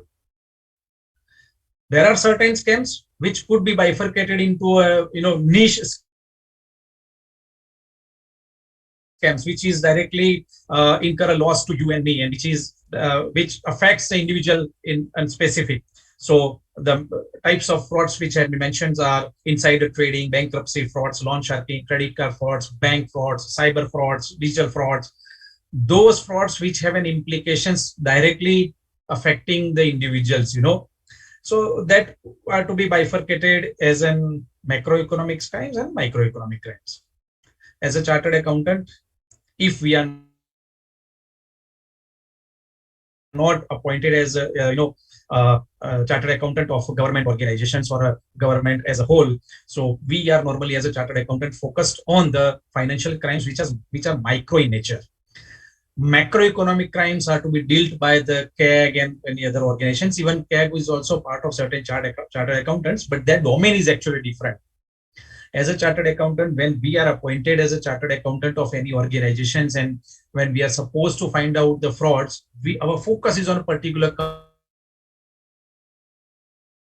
company or a particular organizations. So the domain of our nature, the domain of our work is somewhat limited in nature. So as a chartered accountant, we are supposed to focus on microeconomic crimes. Forensic accounting deals with microeconomic crimes also as well as macroeconomic crimes. But here we would be focusing on microeconomic crimes. Financial frauds. So I had planned my session in this way that as in general, frauds are to be bifurcated into macro and micro. My focus is on microeconomic crimes. These microeconomic crimes or financial frauds, or you can say white collar crime, could be bifurcated into various types. Forensic accounting, when I talked about forensic accounting, it is focused on the accounting part. There are other frauds which are of financial fraud in nature, which are also white collar crimes, like stock market frauds, like payment frauds, like digital frauds,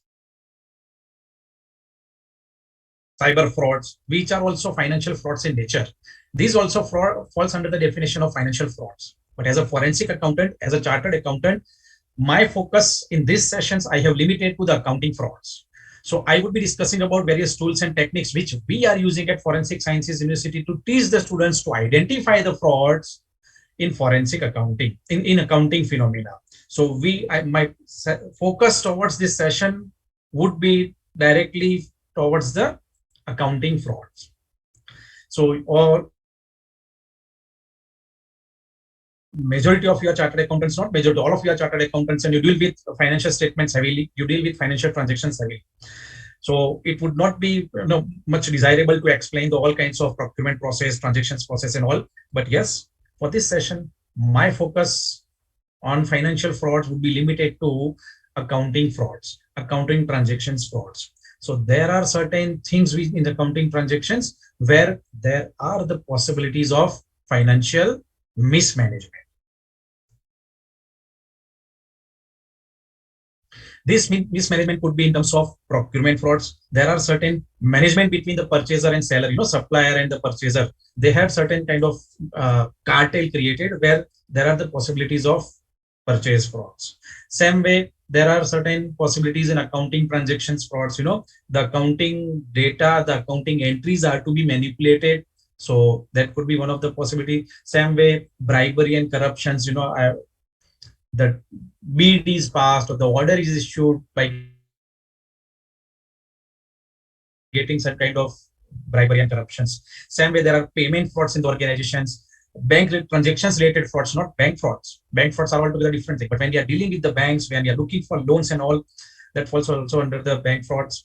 There are certain financial crime, financial mismanagement, tax frauds, money laundering, and counterfeiting, false document, false signature, and all. All these falls under the definitions of financial frauds.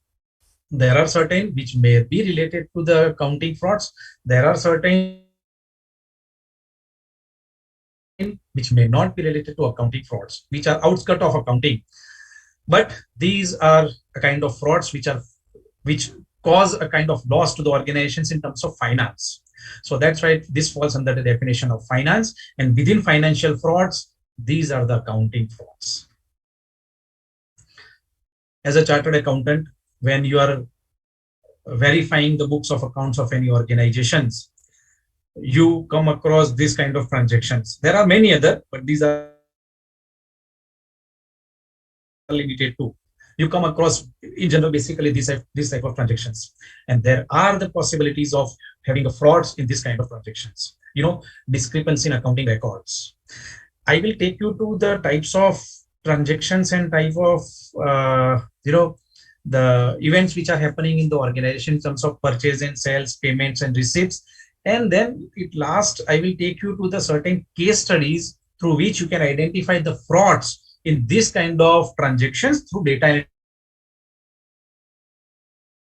analytic techniques. So my today's session focused on data analytics, but the kind of base needs to be created. So that's why we are going for it. So there are the possibilities of having discrepancies accounting records. The balances does not match, and normally every time suspense account is created, there are normally assets should have debit balance, but in sometimes the balance does not match, or income is more than inflow is less than outflow is more. If this kind of happening, that kinds of discrepancy in accounting records. There are certain documents which are missing. The payments are made on not original documents. There are not original bills are available, and payments have been made on, the duplicates and those kind of things. There are checks which has to be misplaced or mismanaged. So if those kind of transactions are you found out, there are possibilities of frauds. There are accounts payable process frauds also. When the payment is made, payment is not made in actual bill, the payment is not made through the accounts, the payment is made to other accounts. If this kind of transactions happen, accounts payable frauds.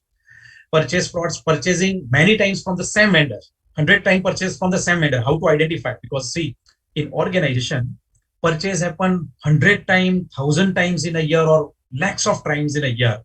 There are certain vendors who can identify. So when certain purchase happens from the typical vendor during the period, that stands for a purchase process. If any identical process found in the purchase process, that stands for a purchase related frauds. There are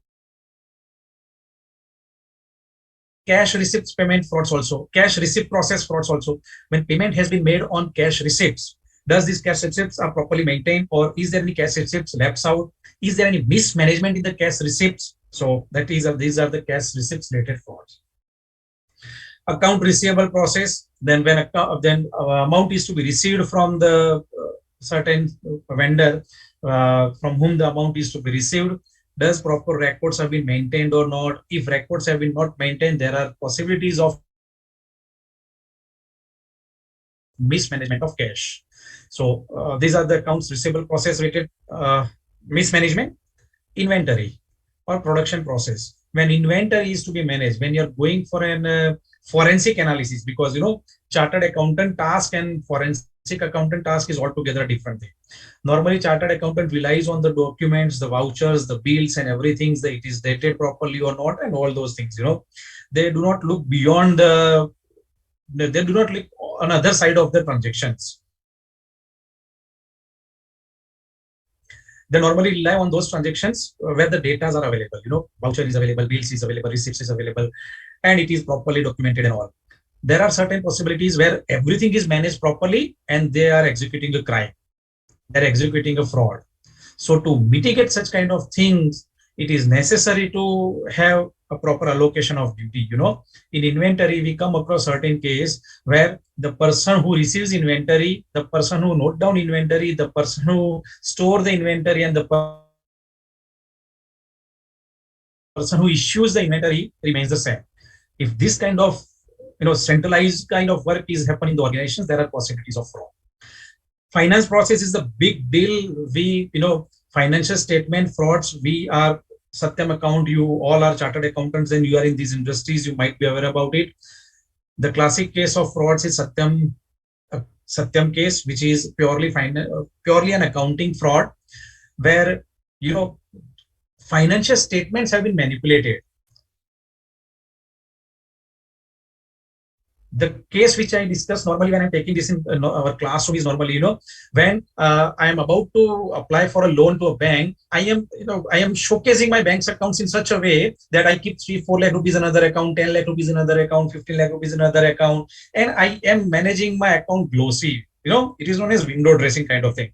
Window dressing normally used in terms of financial statements, but I am managing my accounts in such a way that I shows a rosy picture to the bank manager that I have this much amount of balance in my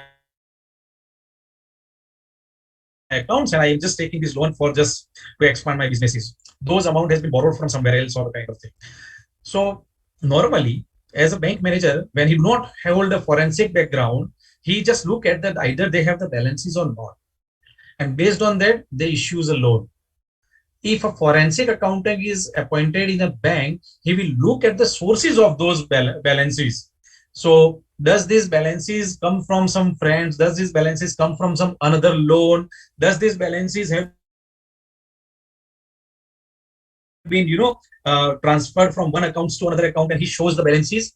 This is basically is to be, checked by a forensic accountant. There are certain tools and technology. We will see that how it is to be identified that is there any frauds involved in or not. So there are huge possibilities of having a financial statement or financial payment related frauds. Bank loan frauds doesn't fall under my today's session purview because bank loan frauds is altogether a different thing. It falls under the banker's purpose. And when you are dealing as a chartered accountant, when you are scrutinizing the books of accounts of any banks, you do not go beyond the documents proof. You just see the bank has scrutinized all those documents, bank has all the documents, bank manage the ABCD wise process, and bank has issued a loan. That's it. As a chartered accountant, you are doing this. As a forensic accountant, he goes beyond it. We will see in some qualitative cases which I have taken today. If you will see those cases, you will come across that the role of forensic accountant is altogether different. He has to play with the data. He has to deal with the data. He don't have to deal with the documents. Chartered accountants normally deal with the documents. Now, more and more chartered accountants are also involved into, and they are also going beyond it, and they are also verifying the documents to identify financial frauds. So bank loan frauds normally happens when the loan has been passed based on the visible document. The other side of documents, the other side of representation of the documents has not been seen out. This could be one of the reasons for bank loan frauds. So my today's session, if I will nutshell, it deals with the economic fraud, economic crimes. Within economic crimes, it deals with the microeconomic crimes. Within microeconomic crimes, all kinds of financial frauds, and within all kinds of financial frauds, I would be focusing on accounting frauds, and within accounting frauds, I would be dealing with various data analytic techniques. Normally, in an organizations, apart from an accounting frauds, you may come across various other types of frauds, which happens. I had mentioned certain specific names, procurement related frauds, theft and scheming, fraudulent expenditure claims, payroll frauds. You all are expert in this field, and you definitely would be aware about all those frauds which are happening in the industries. I'm not supposed to explain all those cases because false invoicing, manipulations, procurement. This is your task, and you are doing since long. You must be aware about these all those types of frauds which are prevailing in the industries. But just to showcase you the kind of frauds normally hiking in the industries are normally the majority of frauds happen in procurement. The bid pricing, bid quoting, bid squashing, bid pooling, all those procurement related frauds happen in the organizations. Theft and scheming. The proportion of theft and scheming probably comparatively low, but yes, there are certain instances where inventory has been, shoplifting and shoplifting, both the things which are related to the inventory frauds. There are some cash manipulations also, cash schemings also. So how to deal with those kind of frauds? It is also one of the point of discussions today. Fraudulent expenditure claims. Many of our students are undergoing their internship at various organizations that they come across that for the same expenditure, for the same tour, the expenditure have been paid for 2 times or 3 times, and the same bill has been presented repetitively. And normally when we are analyzing, we are auditing the financial data of the organizations. We have lakhs and lakhs and thousands of vouchers and bills. Normally, it is not possible for you chartered accountants and for me also to verify all those documents. So normally we do sampling. And in sampling, we extract certain documents, we extract certain vouchers, and we do the verifications, auditing, and we prepare our reports.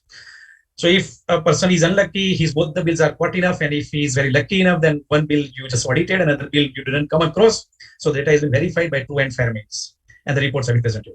But there are certain instances where same expenditure have been claimed 2 times or 3 times or 10 times. So this is one of the fraud which is happening in the organizations. There are payroll frauds also. Again, Satyam is one of the biggest example where more than 2,000 ghost employees were present. Those employees entered into the organizations every day and they left out the organizations every day, not physically. They were managed in such a way, the software system is managed in such a way that the employees have been shown as they are known as ghost employee, but they have shown as a real employee, and they have been paid handsome salary, and black money could be converted into white money by transferring all those amounts from different source. The illegal source income was converted into the legal source income by making these payments. So these are certain other types of frauds with respect to the organizations. There are few more others. Phantom billing, the bill is being charged without purchasing any product. The kind of bills, normally it happens in stationery item and all those FMCG goods, which are depleted goods, which are supposed to be depleted in some time. There are no proofs to be remain in prison. So the phantom bills have been created, and slowly and gradually through salami techniques, you might be aware about it. Through salami techniques, small sum amount is to be extracted and it has been used for that purposes. Overcharging also for certain expenses. No, this is about overtime also. This is the case we come across while I was teaching in the organization. I come across one of the case where the highest amount was paid in terms of overtime. The amount was paid as an overtime was double and triple time than the normal expenditure, normal payments. So how to analyze those things? Normally, it is to be matched with the production. When it was matched with the production, it does not fall in the same proportion. That production was not increased in the same proportion or somewhat other proportion with respect to increase in the expenditure. So there we found out certain issues, that there are some possibilities of ghost employee, or there are some possibilities of fake payments. So this comes under the overcharging. Billing of new equipments but providing used equipment, that is also to be verified by, normally we do not we never verify it. Either we just see at the bill, either the bill is present and the machinery is. We do not physically verify either machinery enters into business sometimes. So, old machinery purchase and billing for new machineries, billing for expensive equipment and provide lower quality of equipment. This could also fall under this criteria. Double billing and multiple billing we talked about. So there are certain instances in the organizations where as a chartered accountant, you come across this kind of transactions. And what I explain in this session and what I gone through this PPT and earlier PPT, and during this PPT also, I come across what are the possibilities of frauds, what are the possibilities of happening frauds in such kind of transactions. I need to create the base, because until and unless I am not, if I will directly go to the data analytics, you may not come across the possibilities of what kind of frauds I am talking about. So that's why I discuss about various types of possibilities of frauds in various transactions in the organizations. And then slowly and gradually I move to the data analytics. Now, what is the correlation between the forensic accounting and fraud investigation?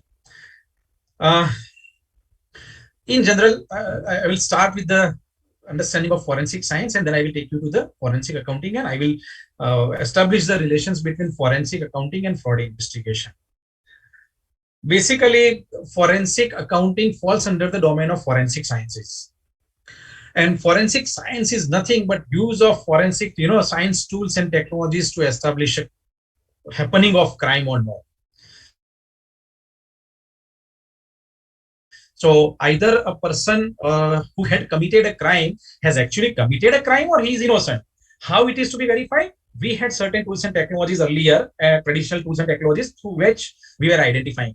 But by the introductions of forensic science, by the applications of forensic science, those crimes are to be proved or disproved scientifically.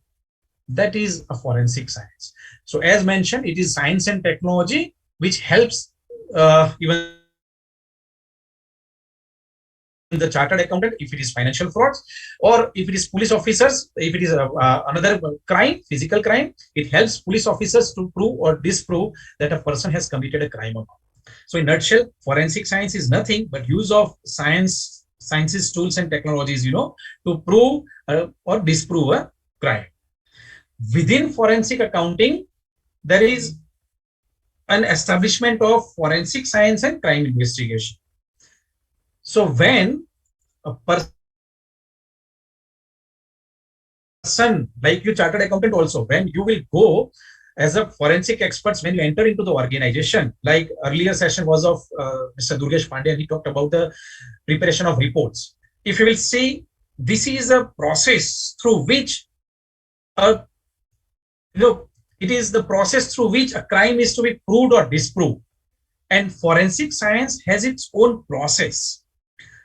Traditional sciences does not have any kind of tools and technologies through which a crime was to be proved or disproved.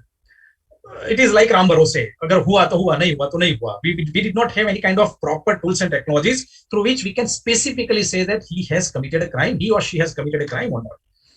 So forensic science and crime investigation, for crime investigation through the forensic science has certain steps. These steps: examination of evidence, management of test, analysis and interpretation of data, preparation of report, like Durgesh sir has taken the session, and to be presented as in a court as a truthful evidence. These are the 5 steps through which a forensic science is followed for crime investigation.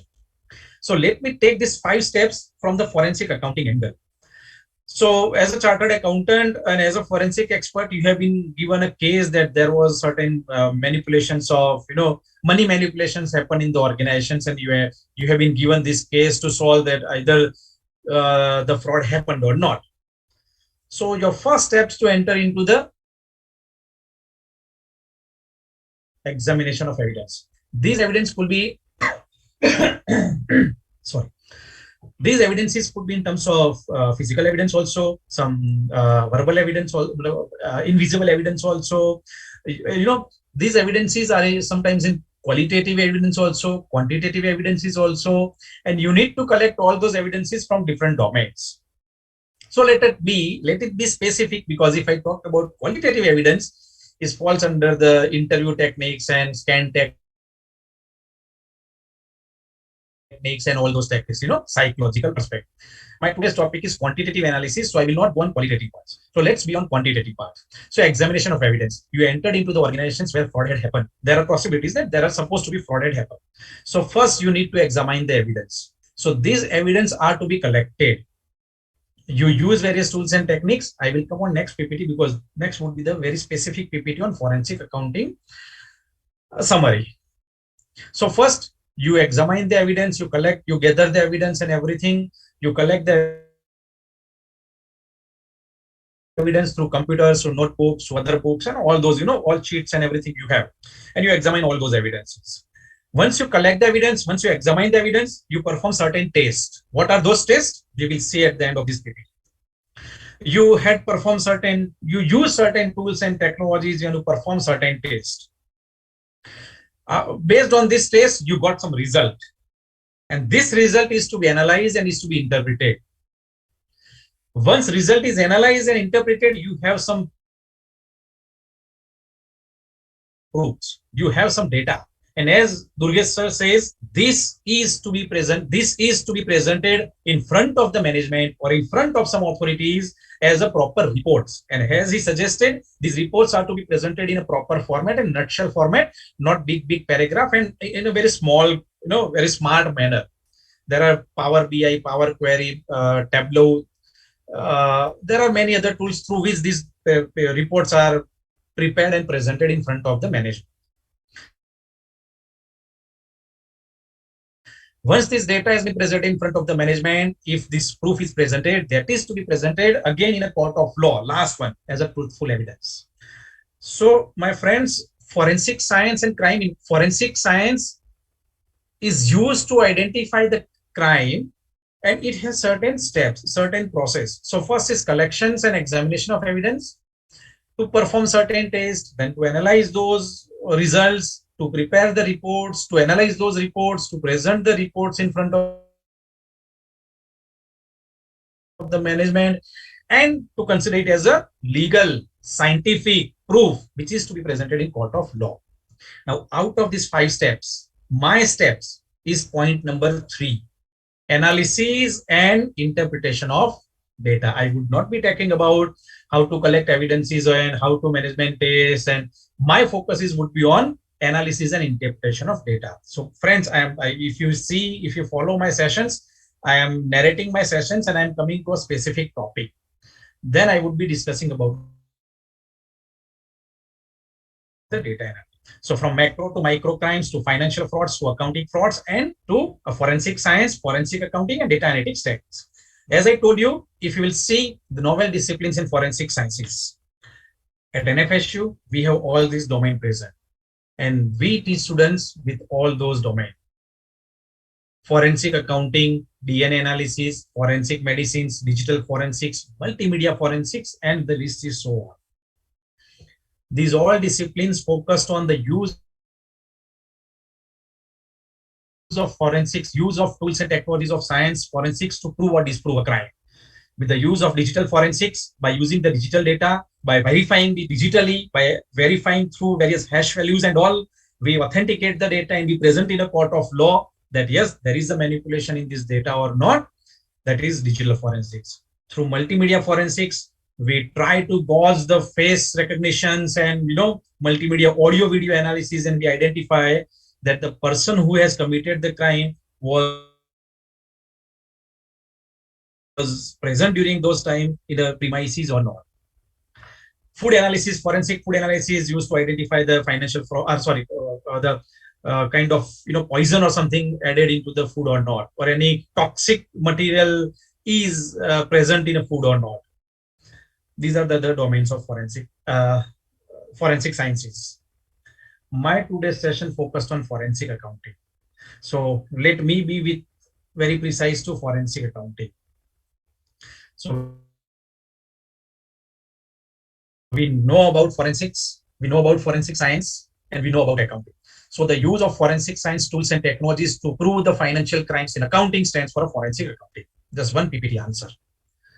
The use of forensic science tools and technologies to prove or disprove crime in accounting. The accounting data, the financial data stands for a forensic accounting. And out of my all the PPTs, this is one of the important PPT deals with the forensic accounting. When you talk about forensic accounting deals with this. It does not include only accounting. You should have a basic knowledge of accounting, preparation of financial statements, profit and loss account, balance sheets and all. But apart from it, as a forensic accountant, the expectation from you guys is this. You should have a knowledge of digital forensics. When you are going for a raid, when you are going for the analysis of the data of any organizations, the data nowadays are not presented in terms of physical data. These data are presented in terms of digital data. So, Tele, Zoho, and all those softwares, the data have been entered in computers. You need to collect those data. So you need to be computer savvy. Computer savvy, not terms of only the computer entry data and all.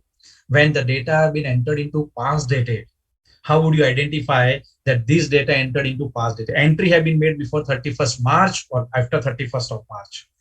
So for that, digital forensics knowledge is required. So forensic accounting includes accounting, digital forensics. Certain data which has been deleted, certain hard disks of the computer have been formatted. So how to extract the data from formatted devices, formatted mobile, formatted laptop, formatted computers. So for that, digital forensics is required. If some files are password protected, so you don't have to rely, you chartered accountants don't have to rely on some digital experts. There are techniques, tools available for digital, very easy tools and techniques available to crack the passwords through which you can. My topic is data analytics. So I would not be talking about an accounting, digital forensics and all. I would be talking about data analytics. I will come on that afterwards. Law. The data you had extracted from the books of accounts, the data you had analyzed is to be presented in a court of law. So from law angle also, some basic knowledge, the basic law knowledge is also expected to have among chartered accountants or among forensic experts, those who are dealing with. He should know how to preserve the data and what are the methodologies to preserve the data, so it could be considered as a proof in a court of law. So he has to have a knowledge of law to preserve the data, to preserve the records. Psychology. It is a different domain of forensic accounting which deals with the psychology of the people, for which we also have, you all knows, fraud triangle, fraud diamond, pentagon, hexagon, and many other tools and technologies which are available. There are scan techniques and other interview techniques, many other techniques, qualitative techniques which are available, all psychological methods, behavioral psychological methods which are available to identify the victim, the person who the perpetrator of the fraud, not a victim. So yes, as a forensic accountant, a psychological perspective also needs to have, this will help you out to identify the perpetrator of the fraud. There are possibilities. Once you look into his eyes, when you question them for some time, when you be with them for some time, you may come across that this person might be involved in a fraud or not. Last is management, the father of all, because this is to be presented in a court. So proper management, proper reports are to be prepared, as Durgesh sir says. If reports are not to be presented, if it is not presented in a proper way, it is useless.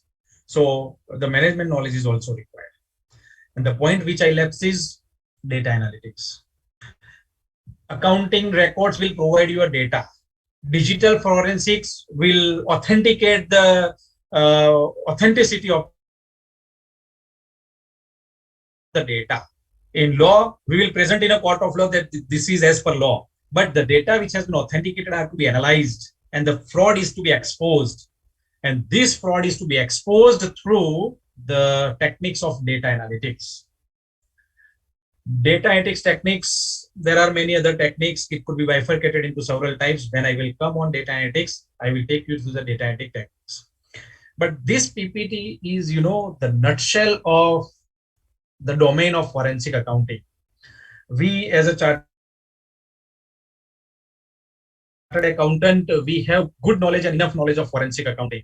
But I come across the other people who in the same domain regarding the forensic accounting, that still the forensic accounting understanding is at infant stage. Many less people knows about it. So this 6 point deals with the core of forensic accounting. If you have an expertise into accounting, you need to of digital experts, data analytics experts, law experts, psychology experts, and the person who can draft all those things. So this 6 combination deals with the forensic accounting. So let's have a discussion on data analytics.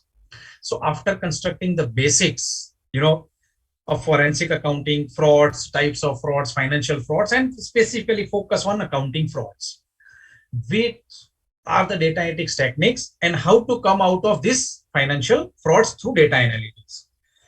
So the way out is proactive forensic audit techniques and reactive forensic audit techniques. Proactive forensic audit techniques, statutory audit we all are doing, and we are doing it our best way, and we are finding the frauds at our own possible way. There are certain regulatory compliances to be incorporated through fraud prevention program, through CCTV surveillance, and there are other regulatory mechanism that this system needs to be followed in the organizations. So regulatory compliances we are also introducing in the organizations through which we are controlling the happening of the frauds. Now, friends, data analytics technique starts with this PPT. Data analytics doesn't deal with only quantitative data analytics. It could be bifurcated into qualitative data analytics and quantitative data analytics. Qualitative analysis is incorporations of proper auditing mechanism, proper internal control mechanism, and all. Proactive forensic audit deals with the prevention of frauds. Some diagnostic or data analytics techniques to be the tools to be incorporated into the system, like IDEA, ACL, in ERP system and all. Once it is incorporated, your work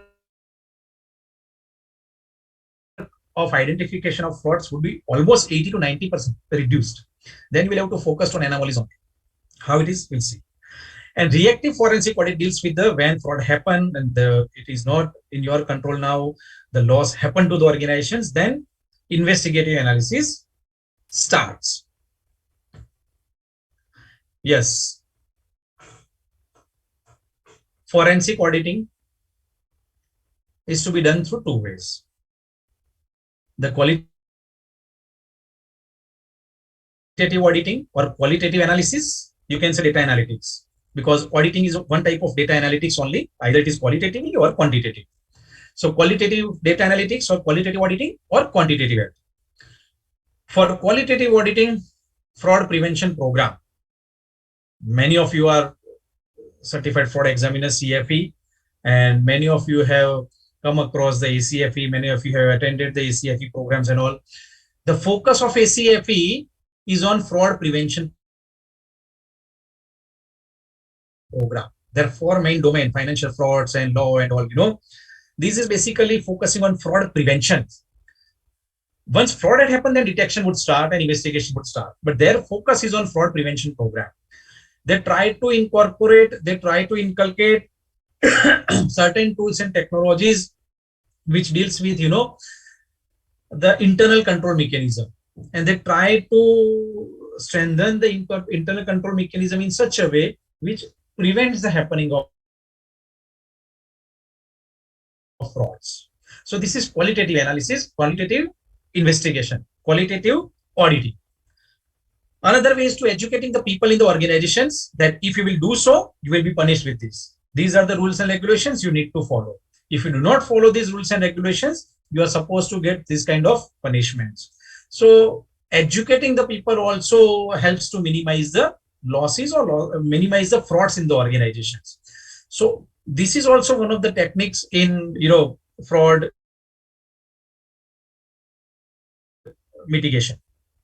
Creating anti-fraud environment. This is a prevention kind of thing. Next PPT will see about the fraud preventions, how to prevent the frauds in the organizations with qualitative techniques.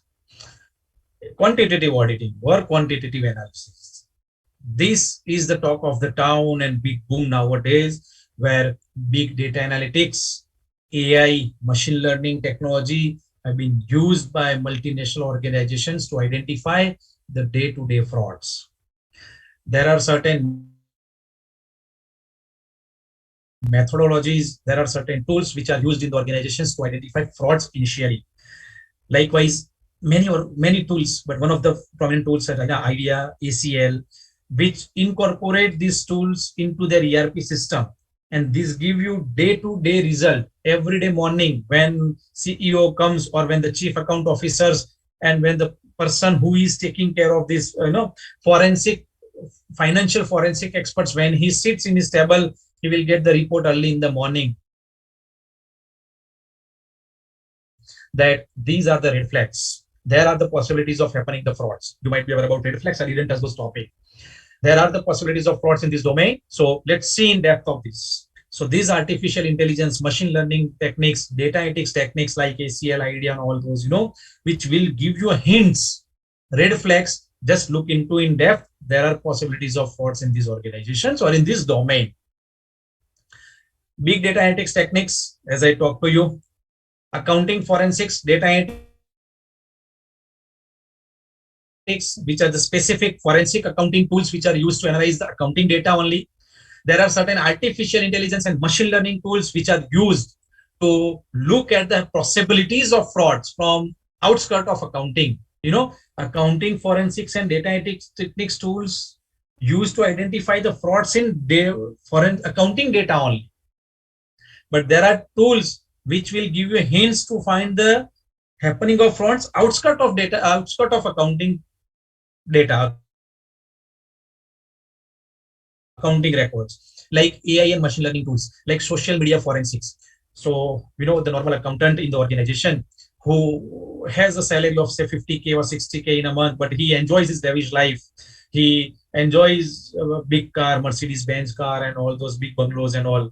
And how to identify that he indulges into so social media analytics, social media forensics would help you out. When he puts certain photos on its social media platform like Facebook, Instagram, WhatsApp, and all those things, through which you can identify many crimes, not only financial crimes, many other crimes like Delhi riots crimes, and also which have identified the perpetrator were identified through these AI, machine learning, and social media forensics tools. They identify that who were the people involved in this kind of, riots and kind of thing at Delhi. So there are quantitative tools available, not for only forensic accounting or accounting data only, but these are available for other data also. As I told in earlier PPT, creating an anti-fraud environment. So this anti-fraud environment could be created by the perception of detection. These are not new tool. We are using since last many time, but these are specific to, normally in forensic science, we are normally using as a perceptions tools to identify or to not identify, to mitigate the fraud, to prevent the frauds. The best is surveillance. CCTV camera, when it is and when it is installed in the premises of accounts, when it's installed in the premises of the cashier, he is very attentive and he's very active, and he says that somebody is watching. Either the camera is working or not, he don't know, but he has some fear that if I will do some mischief, he will see me. So that is also one of the tool used in forensics, but these are qualitative tools. Normally, there is a survey of CFP also that majority of frauds are identified by tips only. So these tips could also be used as a forensic tool in the detection of frauds. Regular audit, surprise audit, these are also the tools which are used, which helps to prevent the happening of frauds. It helps to mitigate the frauds. incorporation of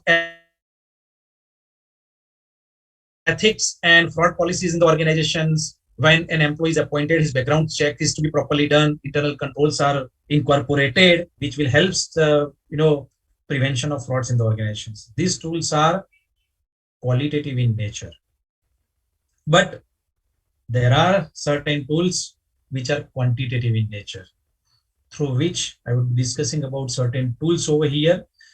As a forensic accountant, you can identify the frauds in your organization by I had taken certain 6 to 7 cases over here, where very practical cases. 2 cases are qualitative in nature and rest of the cases are quantitative in nature. So through these cases, I would be taking through the data analytics part, and which will help you understand how you can incorporate these types of tool into your analysis part while you are analyzing or auditing the data of any organizations. So let's have forensic data analytics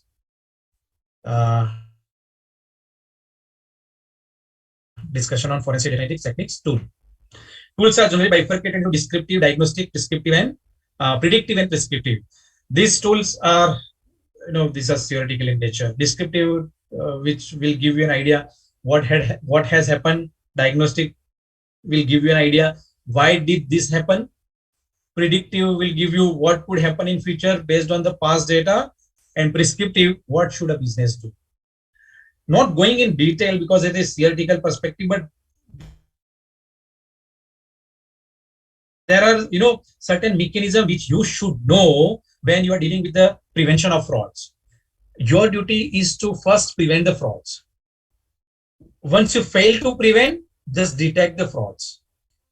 Once you detect the frauds, identify, investigate why it had happened, and then you make some kind of arrangement where it helps to prevent the frauds.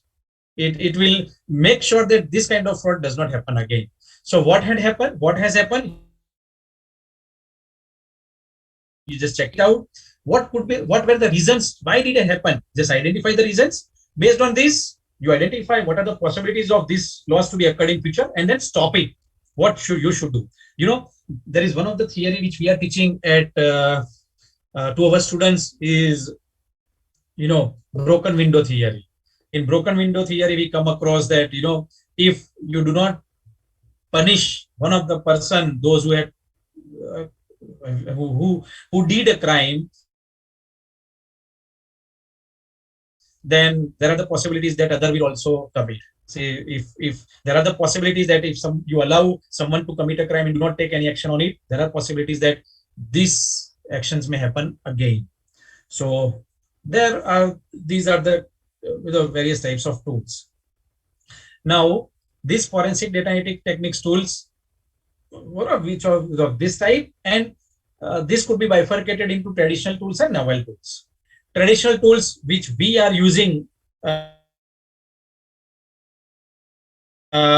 ratio analysis, horizontal analysis, vertical analysis, trend analysis, cash flow analysis, fund flow analysis, and you all are experts in this. So I'm not supposed to discuss about these tools, how these tools are to be identified to analyze the trends, analyze the ups and downs in the data, and how these tools could help you out to predict the probability of frauds.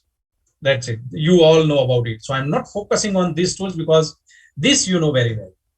Let's have about these tools. These are the certain tools which we are using at Forensic University. Bayesian score model. IDEA is basically a tool which is purely a forensic accounting tool, forensic auditing tool, through which we are teaching students to identify the frauds, identify the fluctuations in the data. Benford's law is one of the mechanism.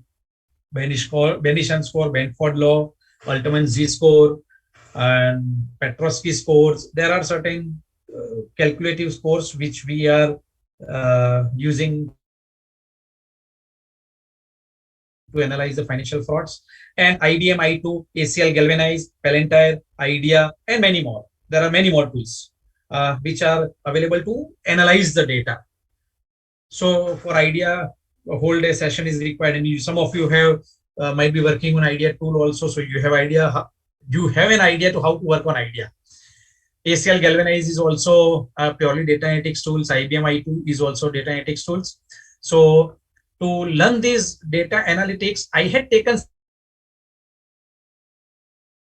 certain cases, and I will explain those cases, how to analyze it. How to perform those cases that required a rigorous technical sessions. And it would not be possible to have technical sessions over here. I had tried my best to make it technical. So let us see how how comfortable you are. Other tools, Hadoop, Python language, RStudio, these are the statistical tool which NIME Analytics, SAS, SQL, which are also used to analyze the data. It is not possible that one person has an expertise in all those tools, you know. But understanding is required about all those various tools and technologies. Some are big data analytics tools, some of artificial AI-based tools, which these all tools, majority, not all, majority tools have been used to analyze the data, and which will give you reflections in terms of preparation of reports that there are the possibilities of frauds or not. Let's see, and let's have some case studies on the financial data and identify the probability of frauds through various methods, various tools. I had taken certain case studies. These case studies are to be bifurcated into qualitative case studies and quantitative. I took 2 qualitative case studies because these are very qualitative in nature, which require your wiseness, you know, where I could found certain, I have a doubt on certain point, you may not have a doubt on certain point. So these are the qualitative case study, 2 case studies I have simply taken, and the rest are quantitative case studies. So let's see. This is the case of bribery, you know, where a company on the recommendations of its financial officer entered into a contract with ABC Limited for the supply of parts. So financial officer has recommended, and the company entered into the contract with the supplier to supply the parts. ABC Limited license was suspended due to the certain irregularities in taxes paid. Finance officer had the knowledge of it, but still he entered into the contract with ABC. Now, normally, when we are auditing the data, what we look into, either it has this organization has a license or not, they have the proper data or not. That's it. We do not go beyond that. Either the license has expired or not. Normally, forensic accountant has to look beyond. He has to look into the validity of the licenses, and as a forensic accountant, you will have to check the validity of the licenses also, whether it is renewed, whether it is in existence or not. So this is one of the qualitative case study where how it is different from chartered accountant to forensic accountant. So normally a chartered accountant's, the part of duty is includes to verify the documents only. Forensic accountant look beyond that, whether the licenses exist, but is it expired or not? That is a task of forensic accountant. This is also a qualitative case study. Fraudster is a company. This is a classic case which I am taking in normally in my every session. You know, 30 million turnover, staff is more than 100 people, established since 2004. Company was in the business of manufacturing. The victim is a bank because the company has taken a loan from banks of $3 million and for mortgaging machinery. Machinery was installed at the premises of the organizations, and after some times he transferred all this machinery to another country, and someday he also flew away out of the country and he did not repay the loan.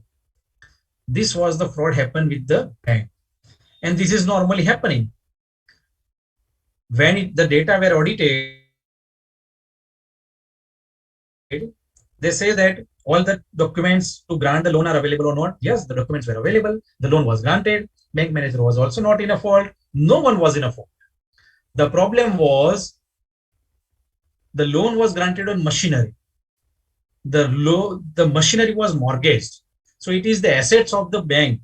So until and unless loan do not repaid fully, some kind of mechanism needs to be incorporated, you know. This is the role of forensic accountant. He has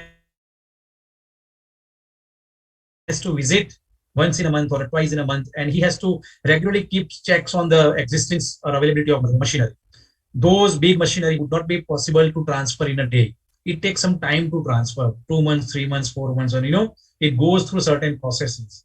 If the properly eye view have been kept on it, or regular checks have been kept on these kind of finances, this kind of fraud could not happen. Now, your question could be, sir, how it is possible, because banks are granting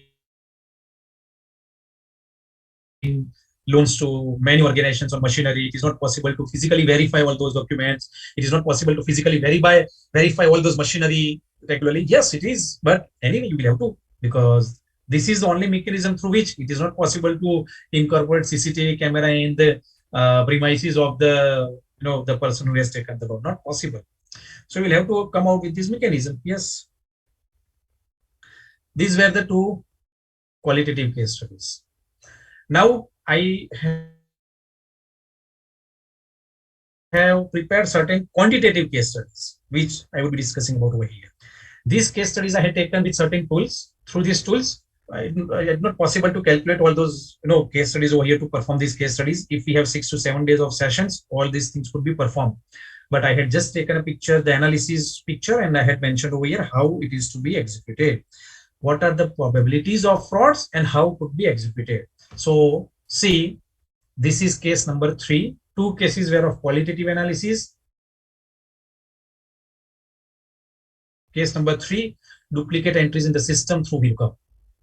This is the case. The name is hidden up because the name sensitivity. This is the case. The data is long enough. Thousands of data which I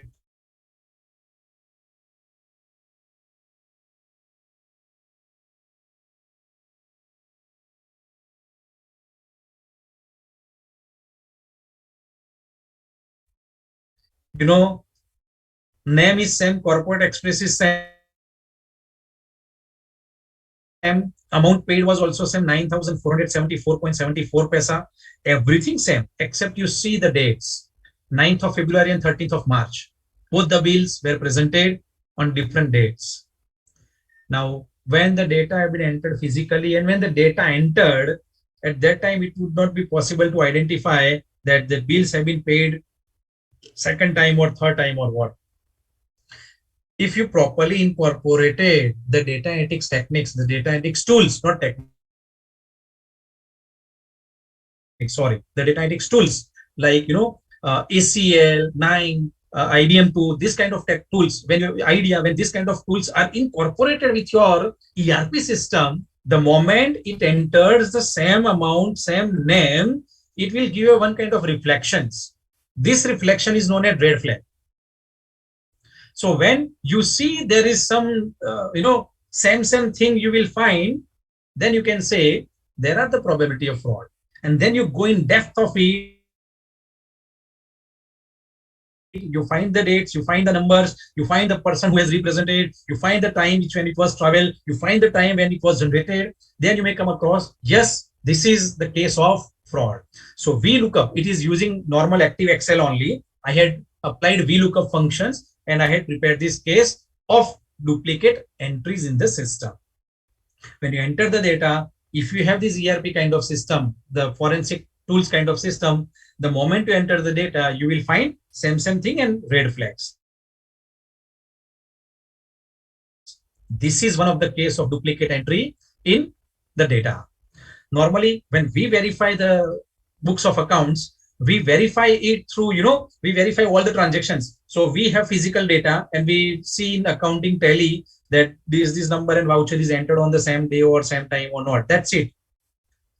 When a forensic tool is installed in the computer, then you will automatically, the moment you enter the data, you will automatically identify there are certain same thing. As a chartered accountant and as a normal auditing, we are doing sampling. When this forensic accounting tool imbibed into system, we did not do sampling. It will give you whole data analyzed. So we don't have to rely on only 10% data or 5% data. Through the use of forensic accounting techniques, forensic data analytic techniques, we can analyze all 10 lakh transactions and we can identify the anomalies in all 10 lakh transactions. That stands for a forensic accounting data analytics. So forensic accounting is altogether different than financial accounting. It is not about sampling, it is about whole data analytics.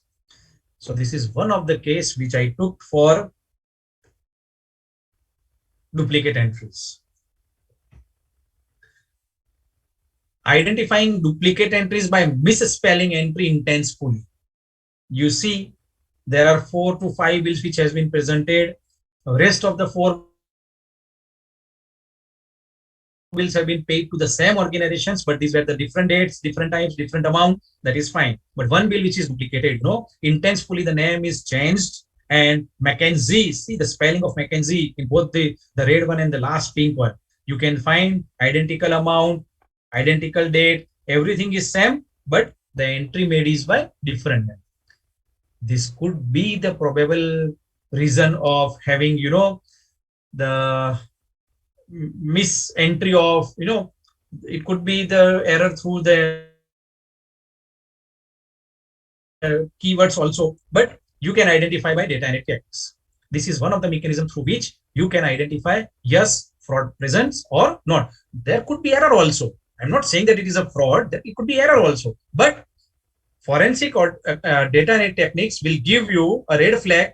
Please check it. If there is a mistake, correct it. If there is a fraud, identify it. So this is also one of the mechanism. VLOOKUP technique is used for identifying the misspelling entries into the system. These data are not limited. There are thousands of data. And when the data is to be verified, thousands of data is to be verified, it will give answer in a spur of a moment. You don't have to wait for long hours. It will give you just answer in a minute or two. So this is about case 3 and case 4 is about VLOOKUP. This is about the very famous tool, Benford law. I tried to explain in such a way which makes it very easy for you to understand Benford law. You all know very well about the applicability of Benford law in your organizations, and you know how Benford law is used. Those who don't know, for them, Benford law is one of the mechanisms which will give you the probability of frauds in your organizations. When your data doesn't match with the value of the Benford law, it could be said that it is not sure that fraud is present, but it could be said that there are the possibilities of fraud in the organizations. So what I did, if you can see, I had taken the amount of from somewhere, from some organizations, you can say it is BSC data or NSC data. I took this amount from any accounts. And the total count of amount is 179. These are 179 data is available. Out of this 179 data, I took a first digit. The first digit is 545 में 5, 485 में 4, 227 में 2, 483 में 4, 820 में 8 accordingly. And I identify that what are the count of presenting 5 numbers, that is 35. What are the probability of having a 5 numbers into the data and the count of it? So I had identified the criteria 1, 2, 3, 4, 5, 6, 7, 8, and 9. So in this 179 data, the amount which starts with number 1 is 35 times. In this 179 data, the amount which starts with number 2 is 29 times. And I had identified the count, and total count is 179. So the amount which starts with 1, 35, 2, 29, 3, 22, 4, 25, and likewise. My percentage, when I calculate the percentage, that 179 is to how 35 is to how many percentage of 179, then it comes to 20%. 29 is how many percentage of 179? That comes to 16%. And likewise, these are my percentage. Benford law says the probability of having one number is 30%. The probability of having 2 number is 18%. Benford had calculated this for first digit, then second digit, third digit, and n number of digit. I am just focusing on first digit only. It makes it very easy. So there is the change between my data and Benford data. So as per Benford data, the first number should be for 30%. In my data, it is 20%. So there are anomalies. Here it is 18%, my data it is 16%. Here it is 12%, my data is 12%. Likewise. So, I had found out the differences. Benford says that when your data do not follow the criteria, there are certain possibilities of the fraud. See, this is an explanation of this. It is presented in a chart, and when my data does not falls in the line of the Benford data, there are the possibilities. Hello? पता नहीं mummy.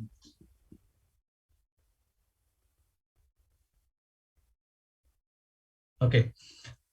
When there are the differences between the prepared data, actual data, and the proposed data as per Benford law, when there are some manipulation, there are some differences, not manipulation, sorry.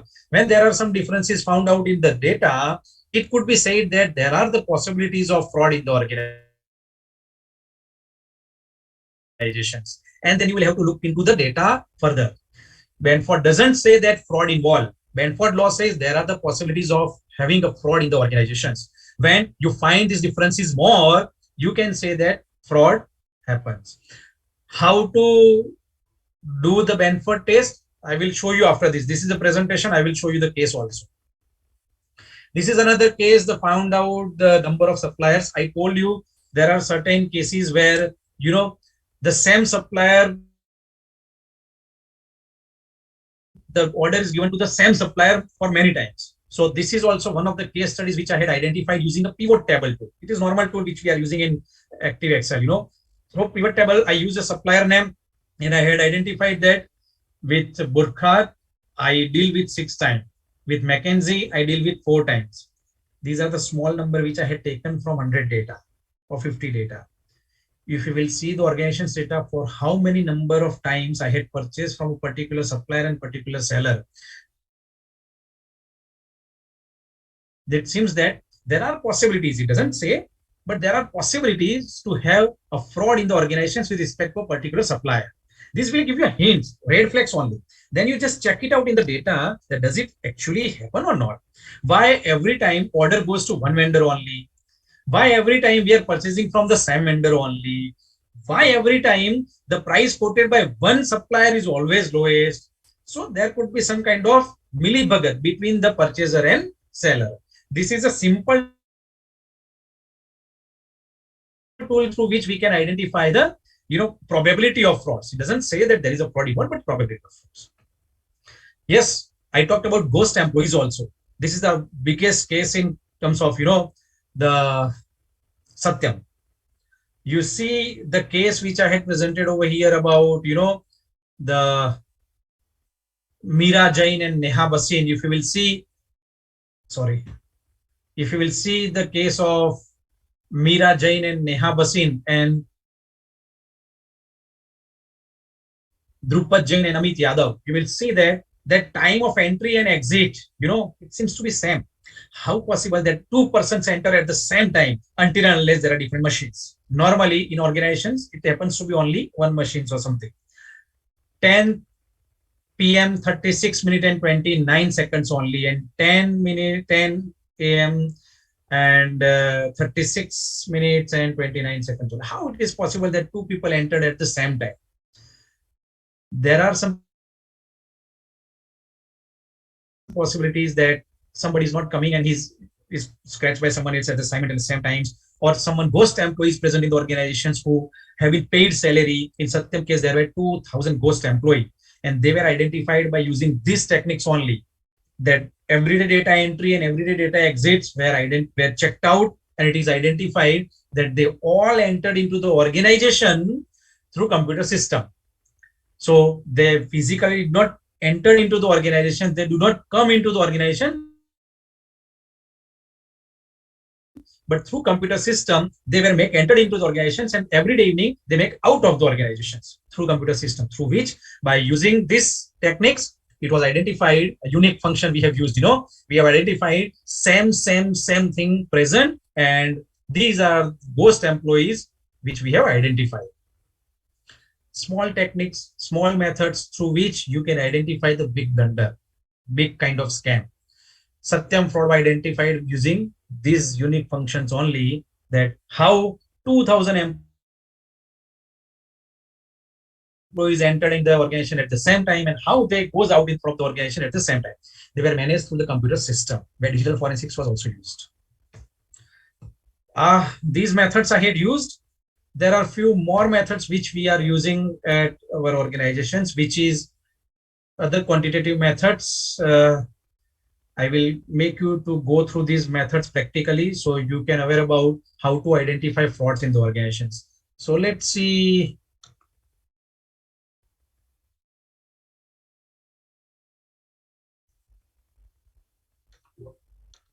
It could not open, just a second.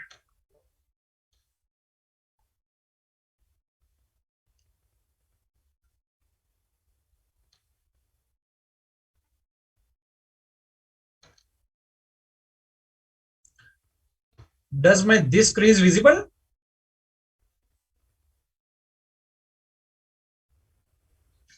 Just No, sir. Yeah, just a second. Please let me check it out.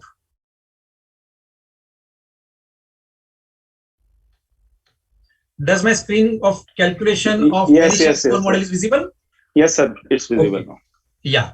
So this is a Banish M-score model, which is used, this is, you see this, it is used to identify that company is involved in some kind of manipulations or not. So this is one of the statistical method which we are using for financial frauds. So these are the financial data. You all are, finance experts because you all are chartered accountants, so I don't have to explain depreciation and everything. These are the financial data of the organizations. And these data have been analyzed by using Banish M-score model. It is very well established model to identify the probability of frauds in the organizations. So when you are starting your, auditing assessment, you first take out the data of the organization entered into the Banish score model, and you identify the value of Banish score model. If you find out the value somewhat insignificant, then you be cautious. There are possibilities of some fraud. So when you're checking the data, you will be taking a more care. When it falls, the value falls beyond your limit, you may be some relaxed, the company ne kuch nahi kiya hoga, let us hope for best.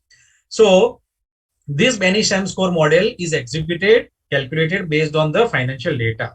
And this includes, I hope it is visible, there are certain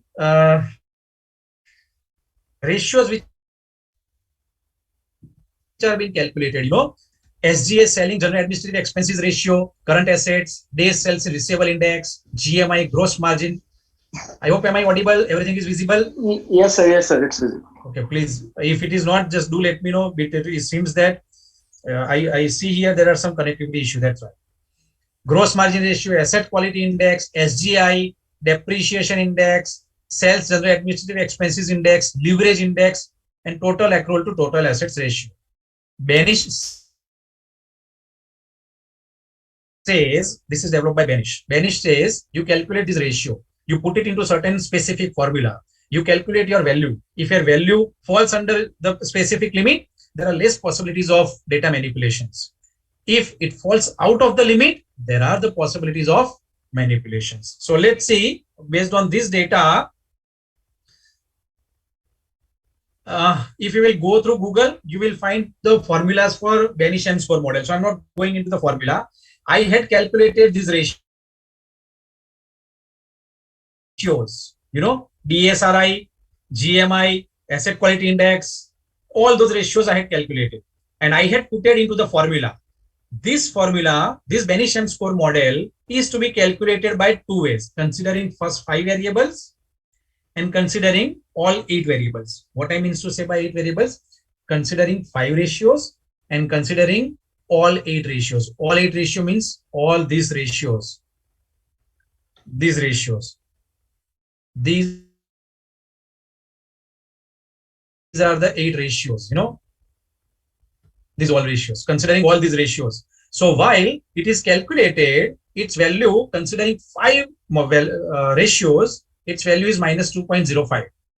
Considering 8 ratios, its value is minus 1.78. How these ratios are calculated? So there is a formula.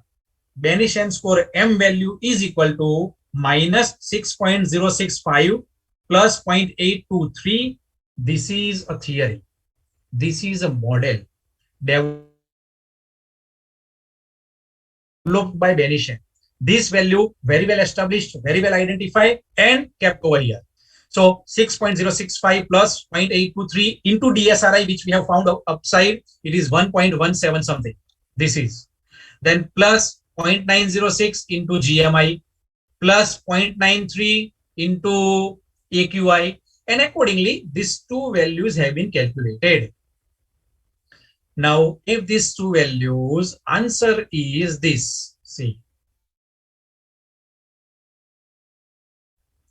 if your M value is greater than minus 2.22, see the answer is minus 2.22. If your answer is greater than minus 2.22, firm is likely to be manipulated its data. Then while you start your auditing, you just check it out properly that is there are probabilities of frauds. They might have manipulated with the data. Check out your data properly. So this is one of the method to identify. But when you start begin your analysis, it will tell you there are the probabilities of frauds or not. My dear friends, there are 8 to 10 methods of these kind of things. VLOOKUP, HLOOKUP, Petrovsky scale, Benisham score, Altman Z scores. There are many methods which will give you a hint in advance that wherever you are starting your analysis, your auditing, what things you will do, take care of it. If this value falls beyond limit, you may get relaxed that let's see there would not be any possibilities of frauds. So this is one of the method, Benisham score. Then let me take another method, Altman Z score. It's not getting open over there. Let me check it out. Just a second.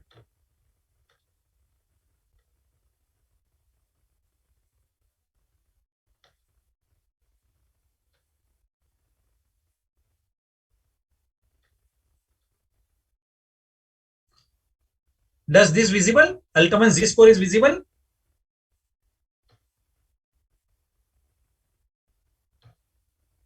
Hello? Visible, sir, visible. Hello? Altman Z score visible, na? Yes, this 5 variable model and 8 variable M score sheet, sir. This No, one? not M score sheet. Just let me check it out because I am using some problem over here. Just a second. Let me check it out.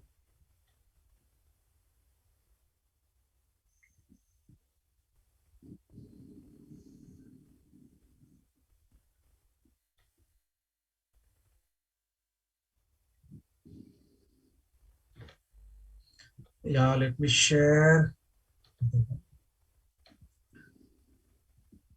Does this visible now? Financial Yes, health? yes, it is visible, sir. Working capital is $4. Yes. Exactly, fine. Yes. So this is Altman Z score, which is also help to identify the, see, I have make it a red one, financial health of the company. So this is an example of AZX. I had changed the name and all, an investor is interested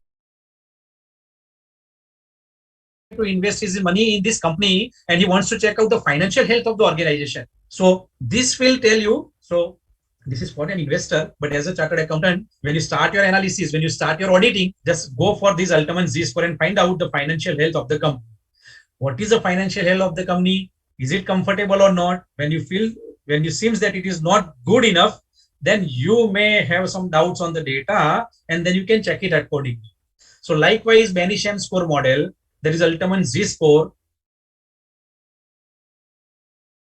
There are, working capital, retained earnings, and the earning before interest and tax, market value of equity, total liabilities, sales, and total assets are mentioned. And this is calculated by X1 to X5. Now, what are this X1? X1 is to working capital to total assets ratio. X2 is retained earnings to total assets ratio. X3 is EBI to total assets ratio. Market value of equity to total liabilities ratios, and vice versa. So I had calculated the value of all those ratios and the weightage. now see the ultimate z-score here. Yes, this is the highlighted in red one. If you will see how this model is calculated, ultimate z value is equal to 1.2 into x1 plus 1.4 into x2 plus 3.3 into x3 plus 0.6 into x4. The value has been decided by the theory, ultimate z score. And considering these, this value have been entered into the formula.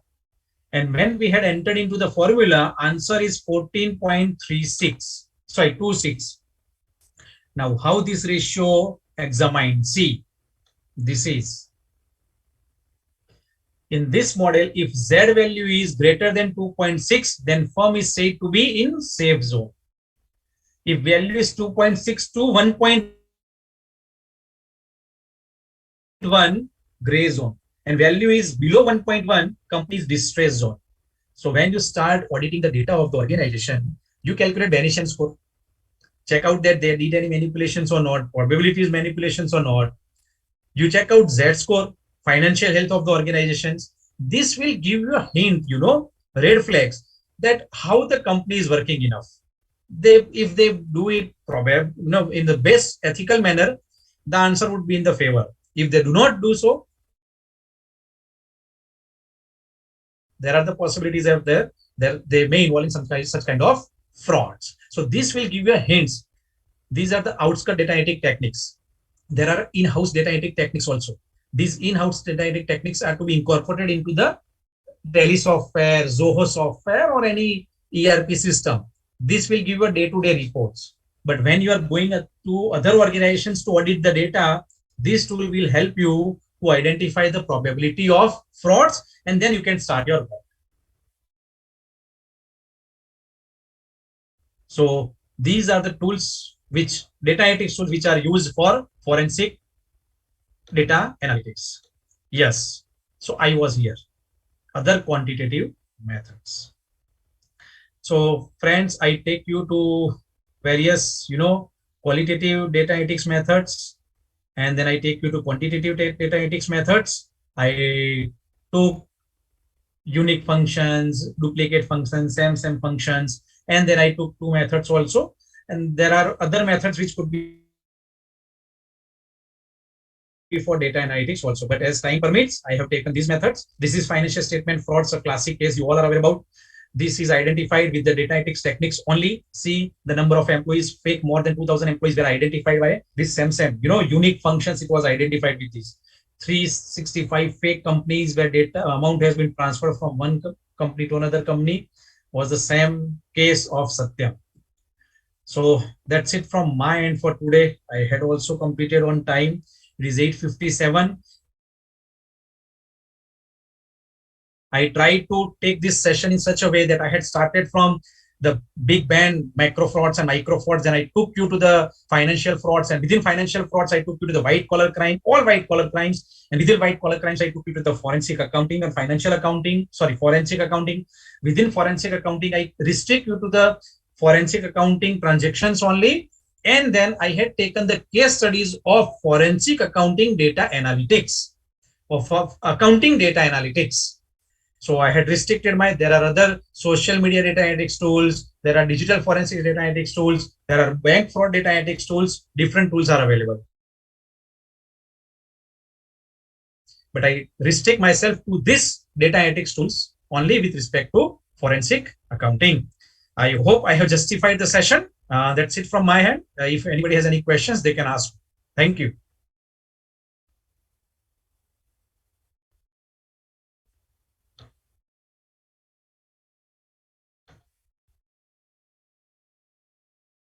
Yes, Mr. Sayyam. Yes, sir. Thank you, sir. Let me look into this chat box if there is any questions regarding this.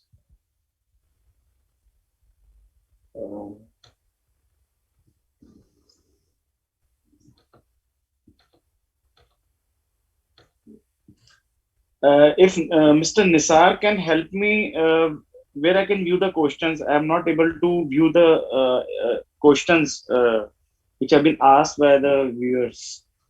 Mr. Nizar, are you there?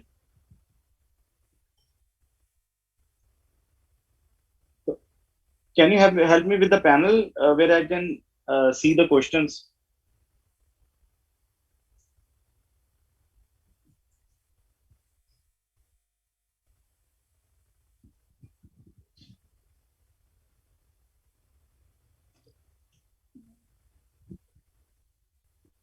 Okay, just a minute. Username is? Pardon me, please. Zoom Tech.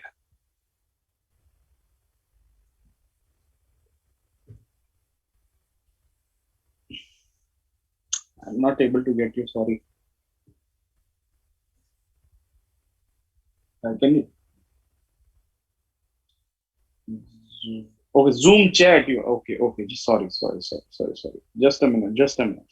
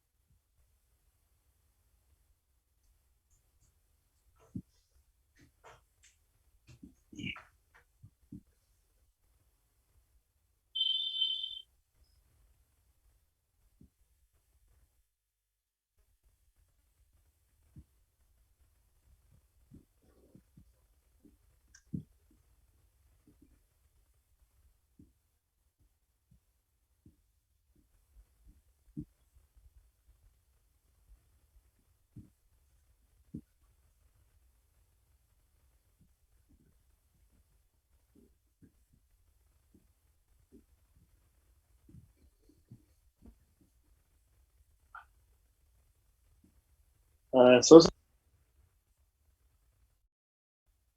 Hello.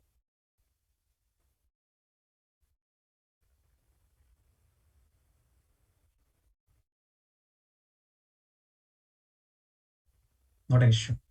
So should I conclude the session? Should we conclude it?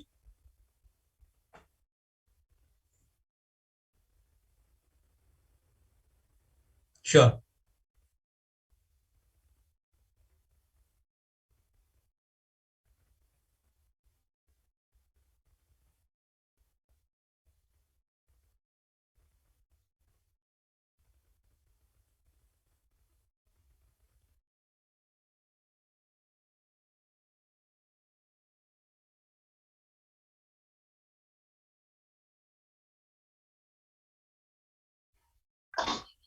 am I audible, sir? Yeah, Hello? you are audible. Yeah. Actually, there is some wavering internet connection. So Not the an issue. most common question asked is the real time experience about your findings and your audit. Real time. Your real time experience, sir. Some of your real time experience. The most common question asked. This real time experience I had shared on my case studies. Those issues which we come across, because by profession I'm not a chartered accountant, I am a professor, so I deal with this kind of cases in terms of consultancies at our university, and we come across this kind of frauds. So these cases I have taken over.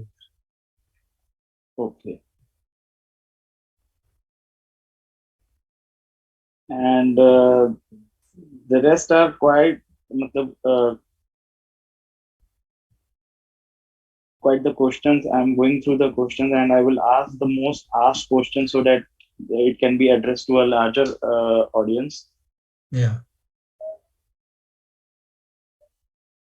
Sir, we have a question regarding the most common being the opportunities for opportunities in tier 2 cities about data analytics and this forensic accounting and auditing. There are vast opportunity. I told you, forensic accounting is still at infant stage in our country. The person who is chartered accountant and with expertise in digital forensics and data analytics, the sky is the limit. Besides, the people who do not have a chartered accountant degree but who have expertise in data analytics and some nuts of basics of accounting and computer science, there is a huge opportunity for them to be a data analyst. there are huge scopes in terms of forensic accounting in India. It is still at infant stage. Yes.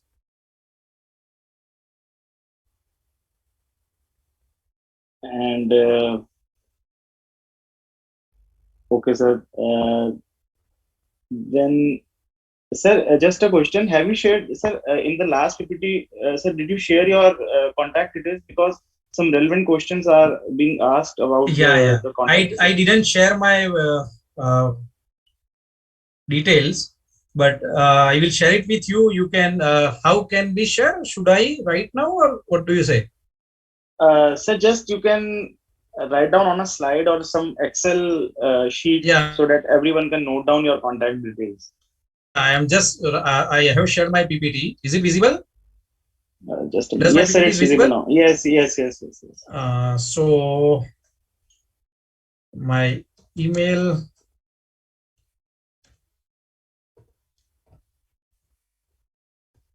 is harish.barot@nfsu.ac.in, and you can reach me on my mobile.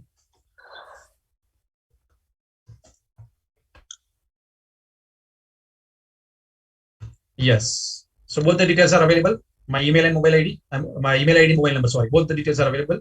You can reach me out if you have any questions. You can write to me also. Sure, sure. Thank you, sir. Thank you so much. Okay. So we have already exceeded our time, and now it's time to conclude this session, this wonderful session. We have been enlightened by so much of knowledge and so much of practical guidance by our eminent speakers. And literally, sir, it was like a journey on a very calm sea, which it has sailed in such a calm fashion. We just couldn't, analyze how 3 hours have been passed, and we have been continuously listening to the session. So that's the beauty of this session. So thank you for enlightening us, sir. And now I would like to thank, first of all, CS Nandaji, Chairman, Digital Accounting and Assurance Board, and our honorable Chairman of the branch Yamuna for organizing such a session. And then I would like to thank CA Dayanivas Sharmaji, Vice Chairman, Digital Accounting and Assurance Board, and last and not the least, our eminent speaker CA Durgesh Pandeji and Dr Harish Barodji, sir. Literally, you have enlightened us so much. And the beauty of the session, which I personally liked and the most of the viewers would have liked, is the practical aspects which you have covered. Thank you very much. Because through these practical aspects, we were able to connect with the presentation and with the theory part and with the academic part very lightly and in a very simplistic manner. So thank you, sir. Thank you once again. We are looking Thank you very forward. much for providing this opportunity. No, sir, we are looking for many more opportunities to come in times to come, and obviously, sir, we would like to interact with you in times to come also. So, sir, with these kind words, we would like to sign off from this session, sir. And thank you once again to our all eminent speakers and all the audience out there for listening us patiently, and to listening our eminent speakers patiently and having a very interactive session. So thank you. Let's hope for the best in future. Thank you, sir. Thank you very much. Thank you.